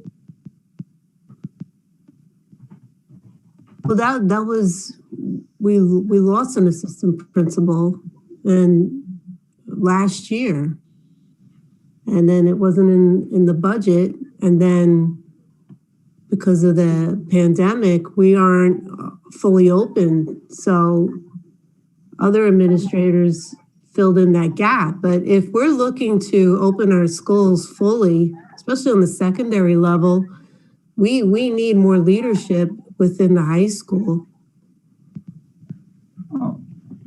I don't think it's necessarily need more leadership. One of the questions I do have, Tona, is do our tenured teachers have the option of opting out of their post observations if they're satisfied with their observation? I know some districts do allow that. No, that's as far as I understand, the APPR plan requires a post-observation conference, but our plan definitely has it in there. That frees up a lot of time. I don't know, Mr. Venator, do you know if that's an option that's allowed under APPR? I wasn't aware of that. I'm not sure off the top of my head, Christine, whether or not that's part of the state guidelines and APPR, whether or not you can eliminate that or not. I could take a look, but in the first instance, if it's in your plan, you'd have to negotiate it even if it were allowable. That's something to look into. As far as at AP in high school, you talk about mental health. I'd rather see more school psychologists, not shared. I'd rather see more healthcare workers, especially coming out of this pandemic. I mean, you're talking about assistant director, PPS. You could have a teacher. You could take now the monies that we save from not hiring custodial, not hiring a mechanic, not hiring an AP, not hiring a director of PPS. You could have a teacher on special assignment, train them to chair CSEs. It does not have to be the assistant director. You also could hire another school psychologist, which is desperately needed in this district. Yeah, we're already short psychologists. And we're going to have a lot of custodial workers and a maintenance mechanic and things that are needed for the district in order for them to run. Yep. I mean, to say that we didn't talk about an administrator, or an assistant principal when we moved all the directors, or when all the directors were moved from different job titles, we were assured that it was only going to be to the end of the year until things could be re-looked at for the upcoming year. We tabled. It wasn't assured. There's not an insurance that we're going to put them back in. I mean, Yeah, but I have a problem with the word eliminate. Psychologist. Eliminated a position. We froze hiring. We temporarily suspended that. So we didn't eliminate. Nobody lost their job. I mean, the job is to educate the children. If we don't have certain systems in place, then what are we doing? I mean, another AP, you're talking about assistant director of PPS to do CSE observations, which I know for a fact some districts, building principals share the CSEs. So it's time to think outside the box, to be more creative. Falls on Kona, our staff, to be more creative. You know, everything that's been suggested tonight is obviously open for discussion with the board. We have to be mindful of contract as well. And so, you know, any suggestions that you have, we'll certainly go back and discuss them further and seek legal counsel. You know, certain jobs have always been a function of an administrator, and to reassign it to someone that's not in the administrative union could become a topic of discussion. Understandable, but in the past there were no directors; there were teachers on assignment, and then that changed under I'm not sure if it was Streaker, or whoever was a Streaker. That changed under Streaker. That were directors and more administrators. It's not all we needed was 3 directors at that time. Not always the answer. I just want to know that there's, and I'm hoping there's a lot of, like you said, you mentioned a lot of flexibility in this budget, that we have that for these children to come in full-time next year. We have the space. We've spent around 1.5 million because we were in contingent when it came to all our, you know, COVID funding, where other districts were able, as we could see, if you had a lot more money, those children were able to get in full time. They made the space. They were able to afford a lot more.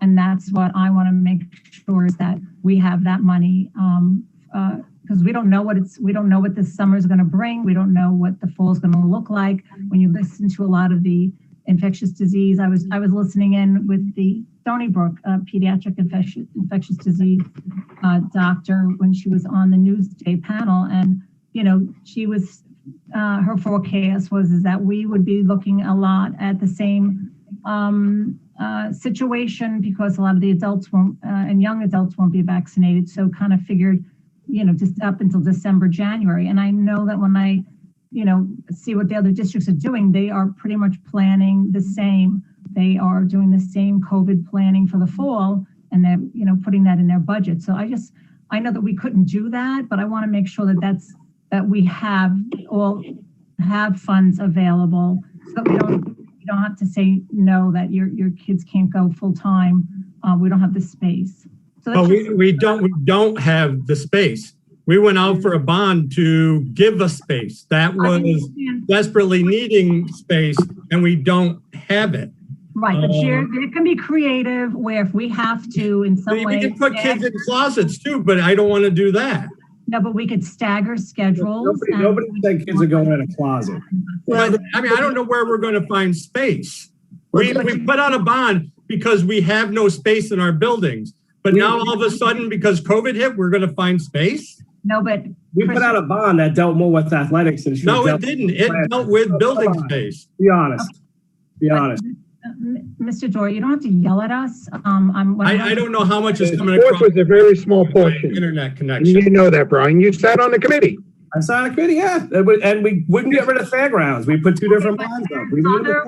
Right, but you sat on the committee. It was a very small portion, pal. Everyone is stepping all over each other. Please calm down. It's nice to be nice. Take our time. What I wanted to say is that we could stagger if we had to at the high school. I just want to know that we're not going to be in that predicament, and that we can be creative, and we can at least say that we will be able to get our kids in full time. That's the intent, and that we have the money for it. And so I understand a lot of these needs, but maybe we can, you know, look at them again over, you know, the summer and the fall. One thing you brought up, Christine, was is the substitute teachers and the amount. So is that why the students now are going into the auditorium when their teacher is out? That happens from time to time, yes, because we just don't have the substitute teachers. I think it was last Friday, there was quite a few teachers out at the high school. Not everybody has a free period and enough to cover the students. So we needed to use the auditorium from time to time. Okay, and but are you still going to offer the coverage for those teachers up at the high school so that if they can cover a class, will they be able to, instead of those kids having to be in the auditorium? We're balancing, we have to do coverages whether they're in the auditorium or in a classroom. There has to be a teacher in charge and multiple teachers depending on the number of students that need to be supervised. So you're saying there's a teacher in the auditorium? Yes, okay. At least one. And, okay. Because I know there's, from what I see from the Treasury report, that we spent around $322,969 so far for substitute teachers. And last year, around this time, we spent over $500,000. So, you know, there's 200,000 there. I'm just saying, I understand where you have to here and there put them in the auditorium, but if we can, you know, I'd rather a teacher covering. I believe it's happened twice that they've been in the auditorium, but whenever they're in an alternate location for class, they're still logging into their Google Classroom to do the work. So there is a teacher present. It might not be their subject area teacher. The teacher has to be present. So instead of them being in a smaller classroom with the teachers and it's just their class, say the math class, and then there's a coverage with a substitute teacher. Okay, so well, no, because or covering teacher. Right. So here it's going to be maybe a couple of classes. There's going to be more students in the auditorium with one teacher. We're still not going to go more than a 30-to-1 ratio of teacher to student, students to teacher. So there'll only be like 30 students in the auditorium. Is that what you're saying? No, 30-to-1 ratio. So if we needed to put 60 students someplace because we had teachers absent, if we put 60 in the auditorium, there would have to be at least 2 teachers covering. We keep it at a 30-to-1 ratio, just like contractually, what's allowed in a classroom. So you're going to still offer coverage to those teachers we have to. And you will. And that's more of a backup that they're in the auditorium. So if a teacher says I can cover, I can do coverages today, you will give them that priority prior for putting them. Okay. Yes, it's a balance because if you have 3 classes that don't have a teacher and each one has 8 students, we could put all 24 students in the auditorium or in the auditorium with 1 staff member, with 1 teacher covering. Okay, because it's just started. It's only happened twice, I believe. Okay. You know, the ideal is for the teachers to be present in the classroom, and there are times that challenges happen, and the high school has to get creative on how they handle the coverages so that the students are supervised.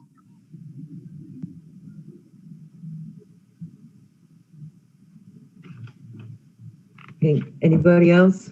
I'd just like to say this is my 8th time going through this budget presentation, and this was the most thorough and most well put together presentation. So I'd like to thank Christine and Sam for the presentation. Thank you. Yes, thank you. This is my 9th, and I agree. Thank you.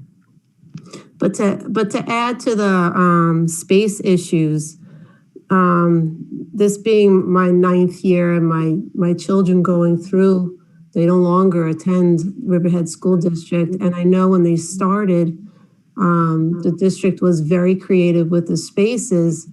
I don't want to go back to that where we're using book rooms as small class instruction, or sitting in the hallways for small class instruction, or doing physical therapy or whatever it may be on the school stage while lunch is going on. I just don't want to go back to those times where we're rolling in and out lunch tables from our auditorium so we can have all the kids have lunch at their time frame. I just don't want to go back to that. And I know we can get creative, but I don't think that's fair. Well, Ms. Tonham, we discussed, at least in the secondary, changing schedules and having different bells and stuff because of the crowdedness, or having them either a block schedule or something similar to that. Is the middle school principal and the high school principal still in discussion with that? They speak all the time about scheduling ideas. The middle school seems to be in good shape because they do teaming. So the high school is beginning to, they've been exploring alternative ways of scheduling. They've gone to some training. Actually, we have a request to Boces to get the trainer to come in and work with the high school administration on creative scheduling for next year. So, the conversation is definitely underway. And there will be some changes, but also looking at long-term, like what else can be done a year from now, 2 years from now. So it's a constant conversation as to what will be best for the students and how can we give the students as many opportunities as possible and keep them as safe as possible. Yes, because if it looks like, from what we've seen, our elementaries are going smaller and classrooms are getting smaller. So they're not, next year, that doesn't appear at this point in time anyway, but they're going to be overcrowded, but there's still a chance that our high school and our middle school will be. The biggest concern is at the high school. I wouldn't say the middle school, they're starting to experience decreasing enrollment as well. Okay. And they've got a pretty good handle with the teaming. Okay. Anybody else? Do we have any questions on the agenda items sitting on the side of the computer? Zoom? Yes, I have one. This is from Kathy Beresny. Additional period compensation for number 17 through 21 math teachers. Are the amounts being compensated for the 30-day period of 3/22 to 4/30 of 21 total, or is it per day? That's the total. For the entire time frame, it's the total compensation. Okay. How many days are these teachers working? Every school day within the range of dates.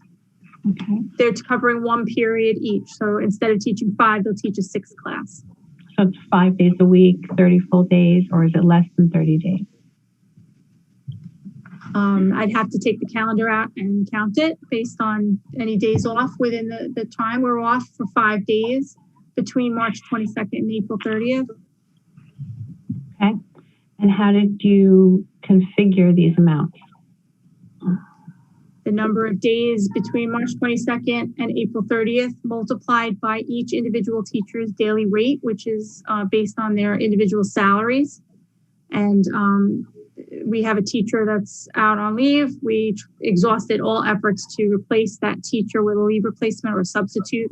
And so this is typical practice. We look to teachers that are teaching that subject to create a program so that the students are taught by a teacher with that content area, in this case, math. Okay, that was it. This is down, so there's one person in the waiting room who I believe wants to make a public comment. I don't know whether it's now or later, but shall I let her in? If she's ready to do it now. Okay.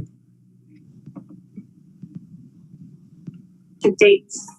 Okay. They're covering one period each. So Ms. DeVito, can you hear us? Are you there? Yeah, I'm here, Sam. Okay. Is your comment on? I have no questions at this time. Oh, okay. I'll put you back in the waiting room then. Yeah. Thank you. Okay, Mrs. Downs. Hey, I got a picture of Robert. You go. Yeah. No, now I got Christine. What are you doing, Sam? Can we go back to the square? You're muted. All right, click on gallery view in the upper right corner of your screen, and that should give you the view that you want. It's not within my control. Oh.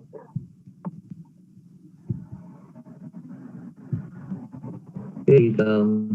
All set? It did all by itself. Okay. So there's no more going on. No more questions? Everyone's copacetic? Okay, moving on to consent agenda. I need a motion. I'll make a motion. Thank you.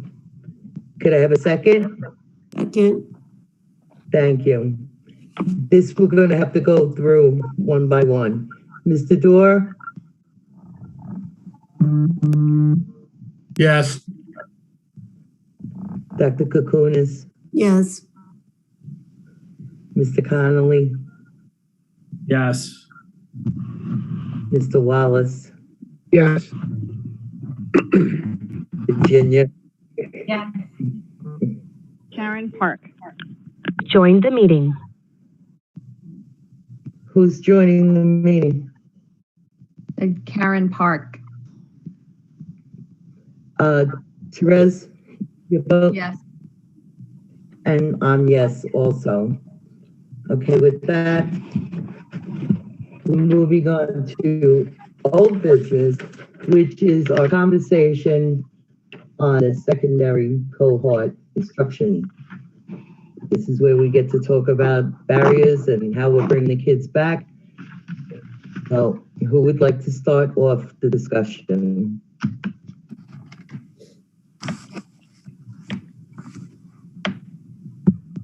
Is it a strict rule or a guideline that we have to have 6 feet apart with masks? I think it's the rule. We have documentation from state education department that says if you don't have 6 feet, you have to have a barrier. Then we have guidance from the Suffolk County Department of Health Services, which comes out after the governor makes recommendations. So that's what we need to follow. We need to have masks. And if we don't have 6 feet apart, there needs to be a barrier. So that is a strict mandate from the state. It has to be 6 feet and masks. It doesn't have to be 6 feet of mask if you have a barrier. So if you have a barrier, then you don't need 6 feet, but you still need masks. And that comes from the New York State Department of Health. Because on our website right now, we have kids that are shoulder to shoulder with masks on doing a lab project. And they have a barrier if you enlarge the there's picture. not. Yes, they do. No, Yes, there's not. Yes, there is. Enlarge the picture, Mr. Dorr. I enlarged the picture.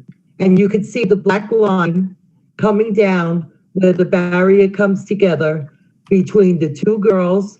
And you could see the line closer, the girl that's closer.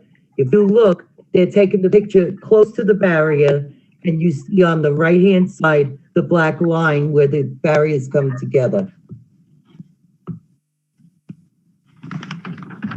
While you're looking for that, just a question. The mask and the face shields for town is barriers, yes? That's what some And districts it are would be a doing. fraction of what the barriers would be. Some districts are using a face shield instead of a desk barrier. And at the secondary level, at the high school, there are some desks that are not traditional square desks. They're more of a rounded desk. And then students that are at computer stations where a desk barrier would be difficult to fit those spaces. So those. I like the fact of the face shield with the mask, especially with the higher grade. Right, the cost to them was up to what, like 4,000, and then the other ones were 80,000 for the barriers. So I think if we can get away with face shields and masks, I think that's our best bet to get the kids back in school. I know that when I researched other districts, and they found that the face shields were more affordable option. And I know East Side, so that's the way they went. And they also provided some portable barriers too. But it was like a $2 difference compared to what some people were paying for barriers, which were like $30 or under. Some of them are $22. And again, you say that that we have, you know, that we provided for our elementary, but just for our purposes, for the upper grades. If I could just weigh in on this issue about face masks, I just want to make sure it's clear. There is a lack of guidance from either New York State or Department of Health in terms of what is the definition of a barrier.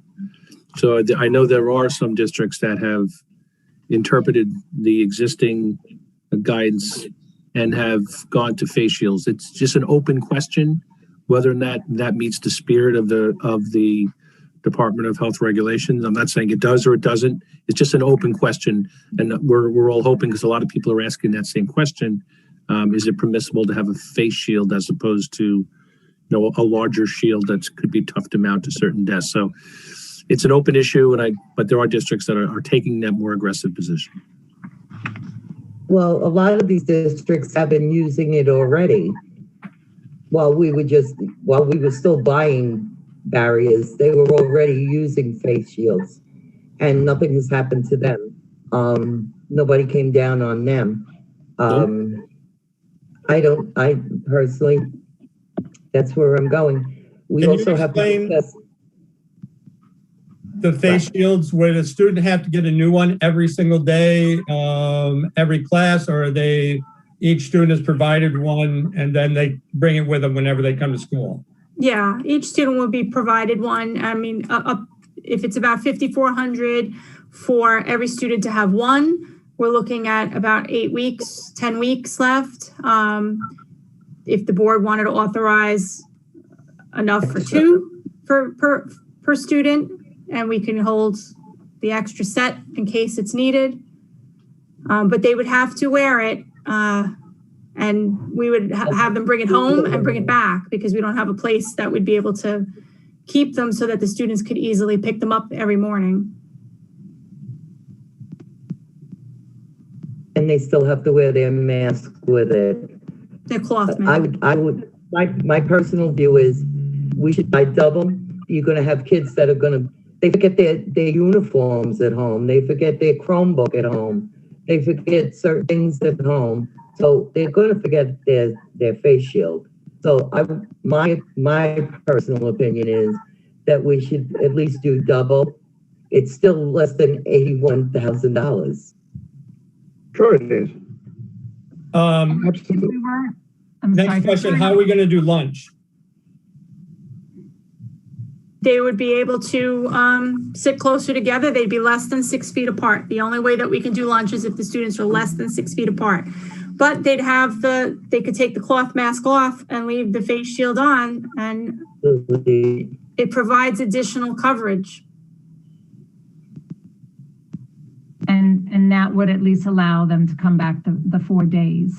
Like if we weren't on contingent, then we could, we could go for, say, the portable barriers, which I heard is just another thing to carry. I mean, I know Rocky Point for their upper, for the high school, they actually keep the barriers at the desk, but I don't understand that because it's different kids going behind the barrier. So, but for our situation, this is just a more affordable option. And I'm sure they're not, from what I gathered from, listening in on other Board of Ed meetings, and they were honest, asking the kids, most of them, nobody really likes walking around in a face mask, but they didn't enjoy walking around with the portable barriers. And just like nobody enjoys wearing a mask all day, but that's our reality to get them to those that want to get back in.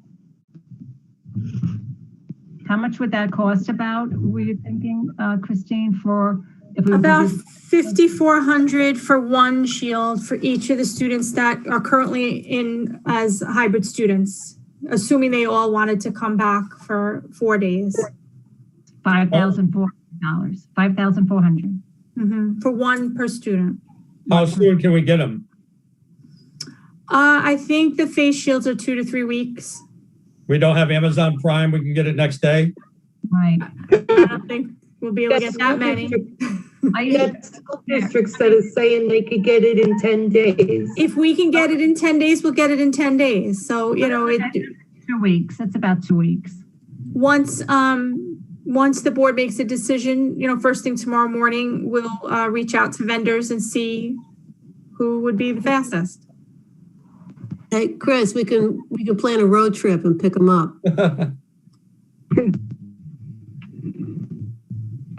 So what we need to do, make a motion here, I'll make a motion, 2 for each student. Second. Do I have anybody seconding that? Yes, Matt, I did. Is anyone going to second that? Second.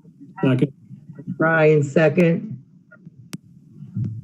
Okay, we got on the floor a motion to buy 2 face shields per student. Ms. Dorr? I'm going to abstain. Okay. Dr. Kukunis?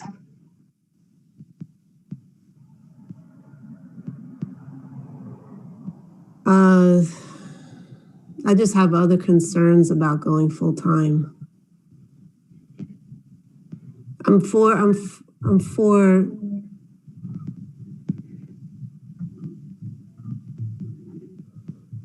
Is that a yes or yeah. you're not fixing out your thought? Yeah, it's not that I'm against it. I was looking at the statistics amongst the school districts, and our case rate was over double of Shoreham Wading River, and our case rate was more than triple of Mattatuck Cutchogue. And as Mr. Dorr, you know, question and I question is lunchtime, because this isn't we're not talking elementary where they travel in pods, and usually when you have, even at the colleges when they're dorming, they travel in pods and they do their classes online. So, you know, and that's what's been keeping the rates down. So my concern isn't the purchasing of the masks. It's the lunchtime. Right now, we're taking a vote on mask. Right now, we're taking the vote on the mask. We still haven't decided how we're coming in. We're just taking the vote on the mask. So, no, but see, all those questions that come into play, you know, I don't know how anybody else feels about it. If I could jump in, when we question. I'm sorry. I was going to say most of the seniors and some of the juniors go out for lunch anyway. Half of the high school goes out for lunch, yes. Yeah, some of the juniors and seniors go out for lunch. We're getting into warmer weather. We could set up some areas outside with some possible tables for students if they like to sit outside. When we put this out in the survey, we talked about giving families the option of having the student come in 4 days or remain on hybrid 2 days or remain full remote or switch to full remote. Because if the high school teachers and the middle school teachers are still doing live synchronous instruction because they have the full remote kids on their roster, so they still need to do that, it would give some flexibility. If families don't feel comfortable coming in 4 days, they could still stay with a 2 day, and that may lessen the number of students that are in on any given day. It depends on the period and the class, because, you know, when we walk around the high school, yes, there are some classes, some periods that I find 3 or 5 kids, and then there are others that I find 12 or 14. So, you know, every period and every class is different depending on the kids' schedules. So I don't know if that information helps. It does, yeah. I just didn't, I wanted to express my concern before, you know, it's been a tough time. Okay. I'm for the expenditure. Okay, thank you, Sue. Mr. Connolly, Yes. Mr. Wallace, Yes. Mrs. Healy, Yes. Ms. Howsey, Yes. and myself is a yes. That's a pass. So it's buying 2 masks for each student. And can I ask if we Sure.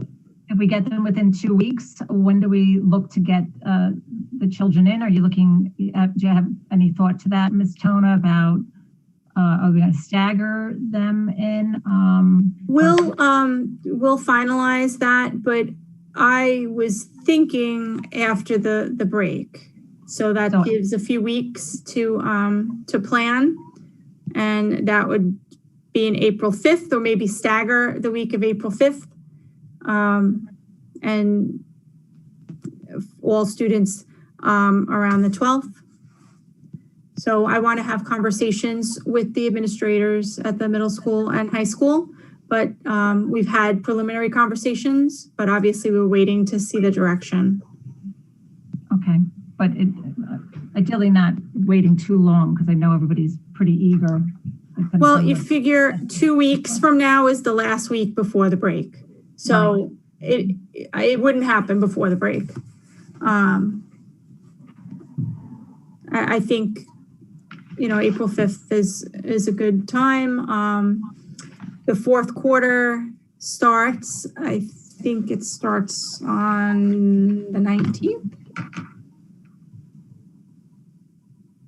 So I don't know if we want to wait that long.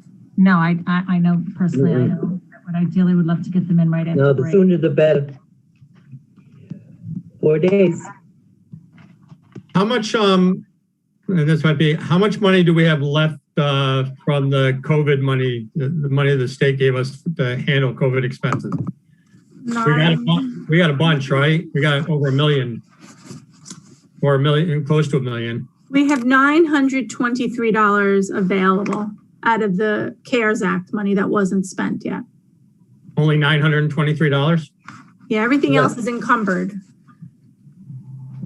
We can look and see if any of the encumbrances aren't going to come to fruition. And if that's the case, we can release those purchase orders and then reallocate. But from my understanding, it's encumbered. Okay. Look, it's imperative we get these kids in. It's way too long. The kids definitely need to come in. I can't wait. I think it's very exciting. It's like the beginning of the year again. So anybody else have anything? Okay, so we're gonna move on to new business. We're gonna call for a special district meeting. It's a school budget vote and election of the board members. Can I have a motion? Motion. Thank you. Virginia, was that? Can I have a second? I'll second. Thank you. Any questions, cares, or concerns? Okay, Mr. Doer? Yes. Dr. Kukunis? Yes. Mr. Connolly? Yes. Mr. Wallace? Yes. Ms. Healy? Yes. Ms. Zahowski? Yes. And myself is a yes. Motion passes. Approval of repair reserve appropriation. This is this is the one for the bleachers, correct? Yep. Can I have a motion? I'll make a motion. Thank you. Can I have a second? Second. Thank you.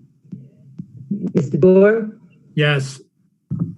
Dr. Kukunis? Yes. Mr. Connolly? Yes. Ms. Healy, Yes. Ms. Zahowski. My whole screen just froze. Did she say yes? Yeah. Okay, and myself is a yes. Yes. So the approval of the repair goes through. Approval of inter-municipality agreement. This is the agreement for students' transportation between Riverhead Central School District and the Mattatuck Cutchogue Union Free School District. Can I have a motion? Motion. Thank you, Mr. Wallace. Can I have a second? I'll second. Thank you, Dr. Kukunis. Mr. Dorr? Yes. Dr. Kukunis? Yes. Mr. Connolly? Yes. Mr. Wallace? Yes. Ms. Healy? Yes. Ms. Zahowski? Yes. And myself is a yes.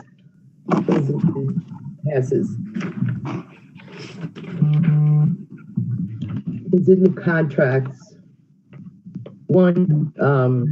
Number one is a bid for lumber and building materials. And the second is for a substitute skilled nursing service. Can I have a motion? Motion. Make a motion. Thank you, Dr. Kukunis. Can I have a second? Second it. Thank you, Mr. Wallace. Mr. Dorr? Yes. Dr. Kukunis? Yes. Wait, Mr. excuse Khan? me, Ms. Downs.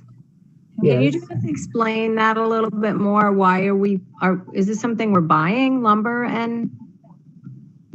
It's my understanding. We have to put out a bid. I'm It's sorry. my understanding, and Sam, you can correct me if I'm wrong.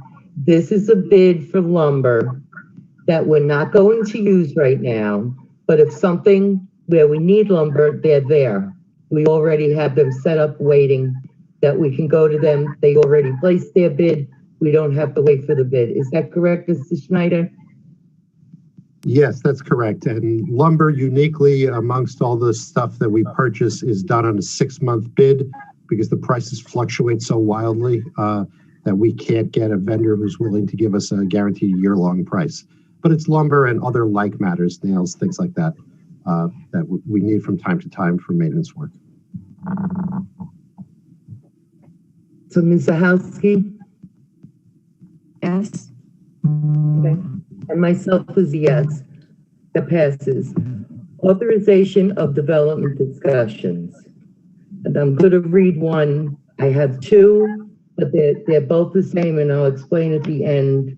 One is for Southampton, and one is for Calverton and Brookhaven. This is whereas the Board of Education of the Riverhead Central School District wishes to express its concern about potential development within the district boundaries that could result in the influx of students to the district. And whereas the Board of Education of Riverhead Central School District firmly believes in its mission to educate all children, all students who reside within the district. And whereas the Board of Education of Riverhead Central School District takes note of increased demands for instructional space in each of our district's 7 buildings.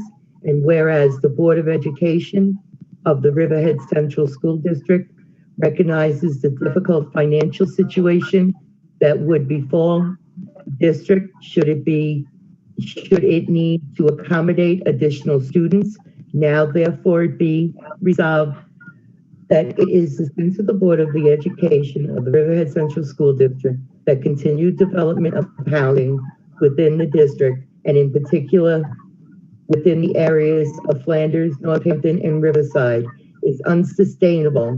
And be it further resolved that it is the sense of the Board of the Education of the Riverhead Central School District that any rezoned development or redevelopment of property within the land that is coterminous with the Riverhead Central School District and the town of Southampton be carefully planned to ensure that there are feasible solutions to solve the fiscal costs of expanding instructional space in the district. And be it further resolved that the school district administration is authorized to enter into discussions with the town of Southampton to achieve these objectives. Now, number 2 is exactly the same, but it is for Brookhaven and Brookhaven, which is Calverton and parts of Manorville. So with all that, can I have a motion, please? Motion. Thank you, Dr. Kukunis. Can I have a second? Second. Second. Thank you, Ms. Healy. Any cares and concerns, questions? No, but thank you for putting that together, the resolutions. Welcome. Mr. Dorr? Yes. Dr. Kukunis? Yes. Mr. Connolly? Yes. Mr. Wallace? Yes. Ms. Healy? Ms. Zahowski? Yes. And myself is a yes. We also now, we have the first reading of new board policy. It's board policy 0101, gender neutral single occupancy bathrooms. Can I have a motion? Motion. Thank you, Dr. Kukunis. Can I have a second? Second. Thank you, Ms. Healy. Mr. Dorr? Oh, any questions? Are there any questions? Ms. Turner, could you explain what this is so the public understands exactly what this policy is, please? This is a required policy to follow the law, which any single-use bathrooms that exist in the district, for example, in a nurse's office, a staff bathroom that only allows one person in the bathroom at a time, must have signage to indicate that it's gender neutral, so anyone can use the bathroom. Okay, thank you. Mr. Dorr? Yes. Dr. Kukunis? Yes. Mr. Connolly? Yes. Mr. Wallace? Yes. Ms. Healy? Yes. Zahowski? Yes. And myself is a yes. This was only the first reading. So now we got acceptance of donations. We got, we're going to accept a donation from Roanoke Avenue PTO of 2 water fountain bottle filling stations at a total cost of $2,035.82 to the Riverhead Central School District. With these, number 2 is a donation from Unisat Services in the amount of $250 for a scholarship to a 2021 graduate. Number 3 is a donation from the middle school PTO to the middle school technology department in the amount of $300. Number 4 is donation from the middle school PTO from the Great Heart Challenge to the middle school extra classroom activity account for snacks for the students in the amount of $298. Thank you, everyone. Thank you. Can I have a motion, please? Anybody? Any cares or concerns, questions? No, but thank you. Motion with thanks. Have a motion? Yes, motion with thanks. Thank you. Have a second? I'll second. Second. Thank you, Dr. Kukunis. Mr. Dorr? Yes. Dr. Kukunis? Yes. Mr. Connolly? Yes. Mr. Wallace? Yes. Ms. Healy? Yes. Ms. Zahowski, Yes. and myself is a yes. Thank you, everybody. Okay, so now we go on to board committee reports. I have a report from the Intergovernmental Committee. The Intergovernmental Committee, consisting of Chris Orr, Sue Kukunis, and myself, met on February 23rd, 2021. The committee met with the Town of Riverhead Supervisor Yvette Aguiar and Councilwoman Catherine Kent. Ms. Toner and Mr. Schneider were also invited to be there with us. The collegial meeting included discussion regarding the status of the Safe Routes to Schools program, which will be adding sidewalks and crosswalks to Cranberry Street and North Griffin Avenue. The town anticipates this work to happen this summer, they promised. Further discussion took place regarding the development in the town of Riverhead and the potential impact to the school district's enrollment, the issue of pilots, and the impact to the school district's budget was also discussed. So with that done, do we have any comments or anything from any board members? Have anything to say?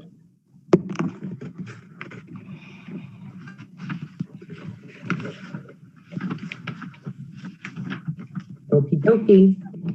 Opportunity for the RCFA.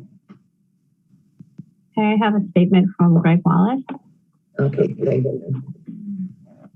The news of the third COVID vaccine approval is welcome news. The vast majority of our membership has been working diligently to find vaccine appointments wherever they can. Our teachers have gone as far as New York City and Westchester County to receive their doses. It is the association's priority to make sure that every member who wants a vaccine is able to get one as soon as possible. Furthermore, when we discover information about a vaccine site, the RCFA has made sure that information is distributed to each bargaining unit within the district. The sooner our workforce is vaccinated, the safer it will be for our students, our families, and the sooner we can return to pre-pandemic protocols. Thank you, Gregory Wallace, RCFA President. Okey-dokey. Thank you. You got opportunity for public comment? Do you want me to do the written one first, or do you want to get people in the reading room? 1 second, Lisa. Okay. What's up? I missed the board comments, and I apologize. I just have a quick question, if I can. Go right ahead. I know we talked about the fields for our students. We didn't talk about possible fake fields for the teachers. I'm just thinking now, something maybe we're looking into, because you're putting them in a room with more kids. So. Yeah, we need find out if the teachers want face shields. Maybe find out if they want to do that, or what we can do to protect them. Do we have to redo that, Mr. Venator? Question, Ms. Downs? Yes, Mr. Connolly said that we forgot to put the teachers in when we were doing the math. Face shields. Do we just do another one and purchase some extra? Or? Yeah, I mean, you could. I guess the only difficulty in terms of determining how many shields you want to buy, is the question of how many teachers want to use shields. The teachers are generally more than 6 feet away, so there may not be the same level of interest in the teachers. So I'm not really sure what that interest would be. I don't know if it makes sense to kind of gauge the interest before you commit to a purchase.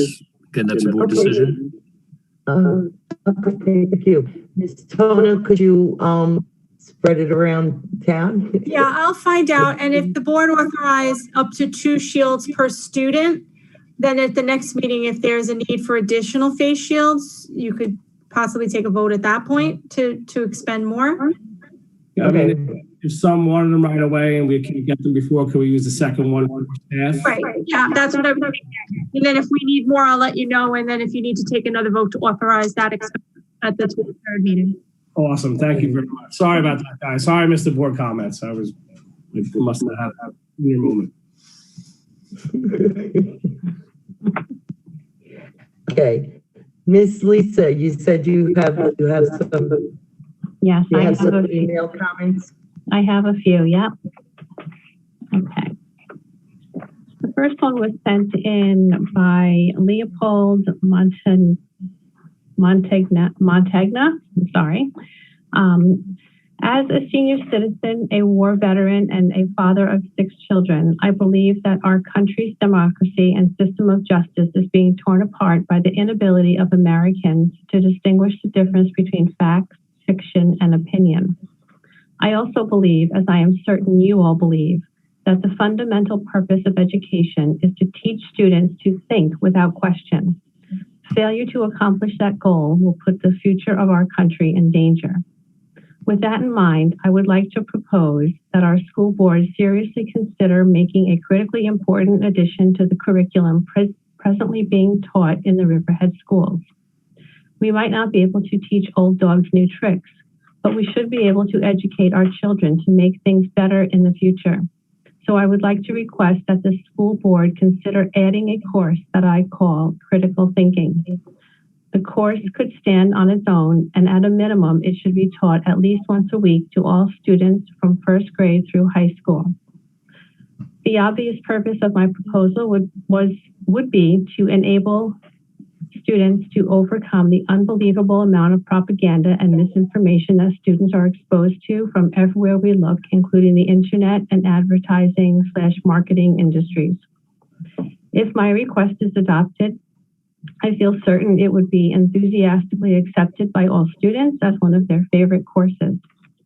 There should be no doubt by anyone that the ability to determine the truth by distinguishing the difference between facts and fiction in today's politically charged environment is just as important as reading, writing, math, science, music, and history.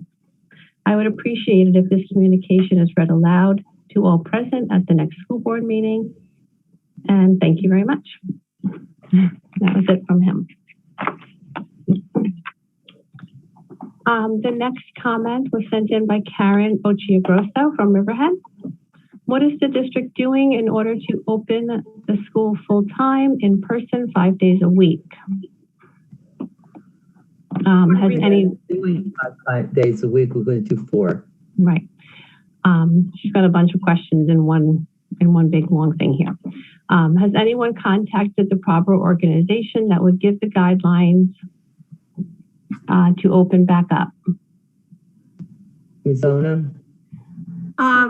Yes, as been communicated in the past, Department of Health Services for Suffolk County, New York State Education Department, that's where we get our information from. Any updates that are determined are shared with school districts. So all the school districts have the same information. Okay. Will barriers be purchased for the middle school and high school? Right. How will these be implemented to have the children return to full-time instruction? Why would the middle school and high school need to be closed for 1 day a week if children return full-time? Aren't the elementary schools back full-time 5 days a week? The difference is that at the elementary, those that are on full remote have a dedicated teacher that only teaches the full remote students, where at middle school and high school, all of the full remote students are on the roster for the teachers. So that Wednesday is used for additional contact for full remote students and support. The next comment is from Diane Dinko from Wading River. If increasing the in-school instructional days for middle school and high school students depends on the purchase of plastic barriers for classrooms, at what point can we expect this to take place so that these students may return to school at least 4 days a week? We're hoping for April 5th. But once we determine tomorrow what the order process is and the length of time to get the face shields in, we'll know more. But the goal will be April 5th. Okay. This next one is from Allison Matway from Wading River. Will the Board of Education and districts seriously consider a do no harm policy for Regents exams this year, given the inequitable education that our kids have received? Some districts have been fully in person, some fully remote, and some like ours, hybrid and remote. It seems that our kids are at a disadvantage as compared to other kids given these circumstances. A do no harm policy seems to be the most fair. So the Board of Regents will be meeting later this month, and we're looking forward to hearing what specific information they share. So all the districts are kind of in a holding pattern. We do know that the federal regulations require Regents exams in ELA, algebra, living environment, and earth science. So we also know that we're not using any tests as accountability measures this year. Also, the federal government says the 3/8 assessments must be given, but we're hoping, we know that the state has put a waiver into the federal government, and we are also hopeful that if that waiver is not granted, the Board of Regents will make some types of adjustments. But whatever we can do to not couple the test scores with graduation requirements is what we'll do. Ms. Tona, can I add to that? I think it's ridiculous that we have to give any regencies this year.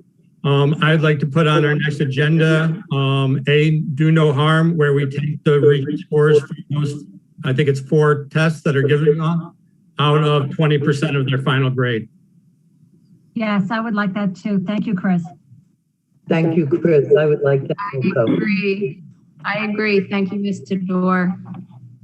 Who's got the YouTube on? Because somebody's got the feedback. Everybody stops.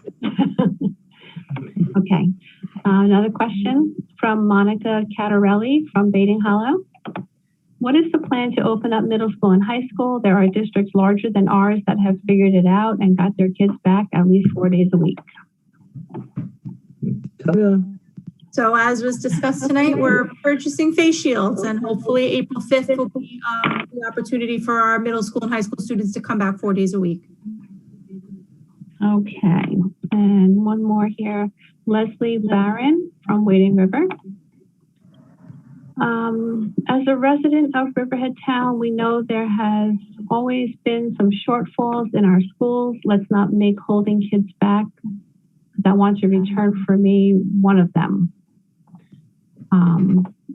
For educational and mental health reasons, these kids need normalcy and need to be learning in person. I'd encourage the board to strongly consider allowing a full return to school with continued precautions. Well, we've already made that decision, coming back 4 days a week after the break. And that is it. That's it.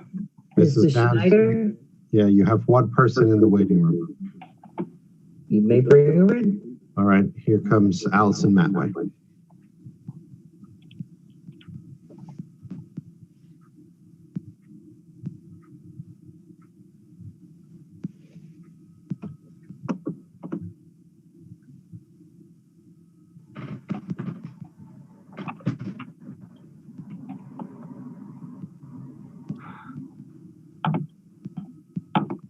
Doesn't appear that the audio is connecting.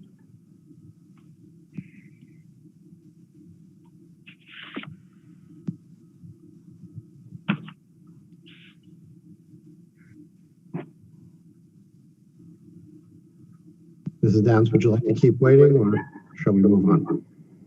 Is she's coming through? She's connected in some level, but not with audio, so I don't think she'll be able to speak.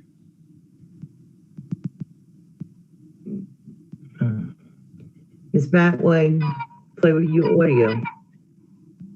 What was that? Oh, there you go. She's in. There she is. Ms. Matway, can you hear us? Yes. Can you hear me? Yes. Yeah, my question was just a sort of follow-up to what I said about do no harm. I know, Ms. Tona, you answered the question in terms of what the Board of Regents says about the tests being given. My concern with the do no harm, and thank you, Mr. Dorr and Ms. Healy and Ms. Zahoski for agreeing with me that I was talking more about them not counting 20% toward the kids' grades, given the fact that our kids have been only in school 2 days a week, and a standardized test can't be exactly compared to other districts who have been in 5 days a week. Yeah. So I'm more concerned about that they don't. I mean, if the state has to give them, they have to give them, but for them to count 20% is my issue. Right. No, I agree with you. And I'm hopeful that when we get the information from the state, that's what the information from the state will be.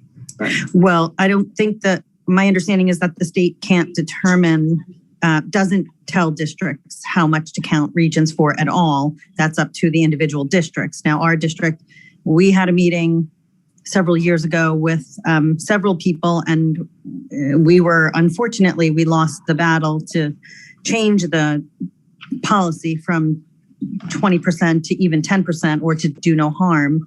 So my big concern is to, have the district say, we're not going to count these regions as 20% of these kids' grades because they haven't been in school. If you compare them to 3 Village, let's say, who have been in 5 days a week since September, how are those scores fair? And then our kids are, again, then, held accountable and maybe have lower grades on them because of that. Exactly. I think we're going to find out too from the regions whether or not it's just for ESSA purposes, but they won't put it towards graduation. Is that correct, Ms. Tone? I think that's something that we're thinking about is like, yes, right. So that's what we're going to find out on the 15th. Whether it's possible that the tests there'll be an exemption like there was last year, but the federal government is saying we have to give the tests. But so it'd be interesting to see what comes out of the Board of Regents meeting, because if they allow exemptions, I don't know how many students will want to sit for the test. So. Right, because you can refuse it just like you would for the lower grades. And well, first of all, I'm in agreement with Allison. We were able to get it for the students with disabilities and the ELL that there was a do no harm. But, I know that'd be something that I would be, would hope that the policy committee would look at for our district, just for the future. But I have another question, and hopefully it'll get answered. But the state has department-approved alternative examinations to meet requirements for the local and regions diploma, and I'm wondering whether those would count for ESSA purposes. I'm not sure, because like, for example, if you were to take the students that take AP or had taken the AP ELA, so that they've already had, would that satisfy that requirement for ESSA? Just thinking about this year, just being able to reduce wherever we could those extra tests for students. So if there are those students that are taking AP exams, that it would count for those purposes. I'm just wondering. Yes, you can. AP exams are one of the allowable exams in lieu of a Regents. Typically, they're more difficult, so the students still take the Regents exam because it is more helpful to them in their grade point average. I think once we get more information from the Board of Regents, and then I would assume that we would have to do a resolution for this year to circumvent what the policy currently says. So the Intergovernmental Committee is going to meet next week, and then I anticipate another meeting of the Intergovernmental Committee before year end. So if we don't have the resolution ready for the 23rd, we can certainly have it ready, or we could just prepare it and I could share it with the board ahead of time and or with the Intergovernmental Committee to take a look at, and then put it on. Christine, I just want to add that, another option in terms of if this is the way the board wants to go, you can adopt a resolution to suspend a policy for a particular time period. So if you wanted to, move on this quickly, I know another district is doing the same thing, where they're going to be adopting a resolution suspending their policy for this particular, balance of the school year for purposes of how much the Regents counts if, towards a final grade. So you can just suspend your policy with respect to that particular item, and you can do that, on one resolution, one board meeting, if that's the will of the board.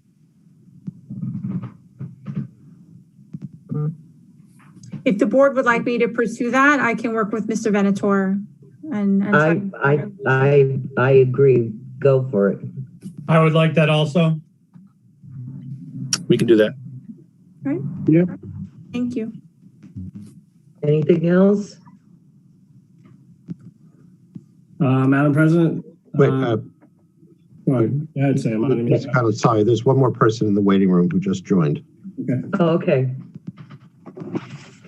No, they've left the waiting room. I apologize for the interruption. No, not at all. If I can, I just wanted to ask if it's possible by next meeting to maybe have an update, maybe in regards to prom, graduation, also the Latin program. I know Mr. Dorr brought up American Sign Language. I think it would be a wonderful idea, especially for our special ed kids, to have a language requirement, where we are with that and the progress. And I know the Chinese was brought up also as a possibility, or different German, different languages. Just if maybe we could have some sort of update on that, maybe next meeting or by April, would be wonderful. Sure. Thank you. You said it? Well, could I have a motion to adjourn? Motion. Second. Can I have a second? Yes, please. Thank you, Mr. Wallace. Mr. Dorr? Yes. Dr. Kokonis? Yes. Mr. Conley? Yes, and I just want to say thank you to everyone again for doing this Zoom meeting. Reason we did the Zoom meeting is my whole family came down with COVID. Everybody's doing great. And I know Zoom is tough to do. It's tough for everyone. But again, really do appreciate it. You're welcome. Mr. Wallace? Yes. Ms. Healy? Yes. Ms. Zuhowski? Yes. And myself is a yes. Okie dokie, people. That's all she wrote tonight. You have a good night. Good night, Stay safe. everybody. You too. See you in a couple of weeks.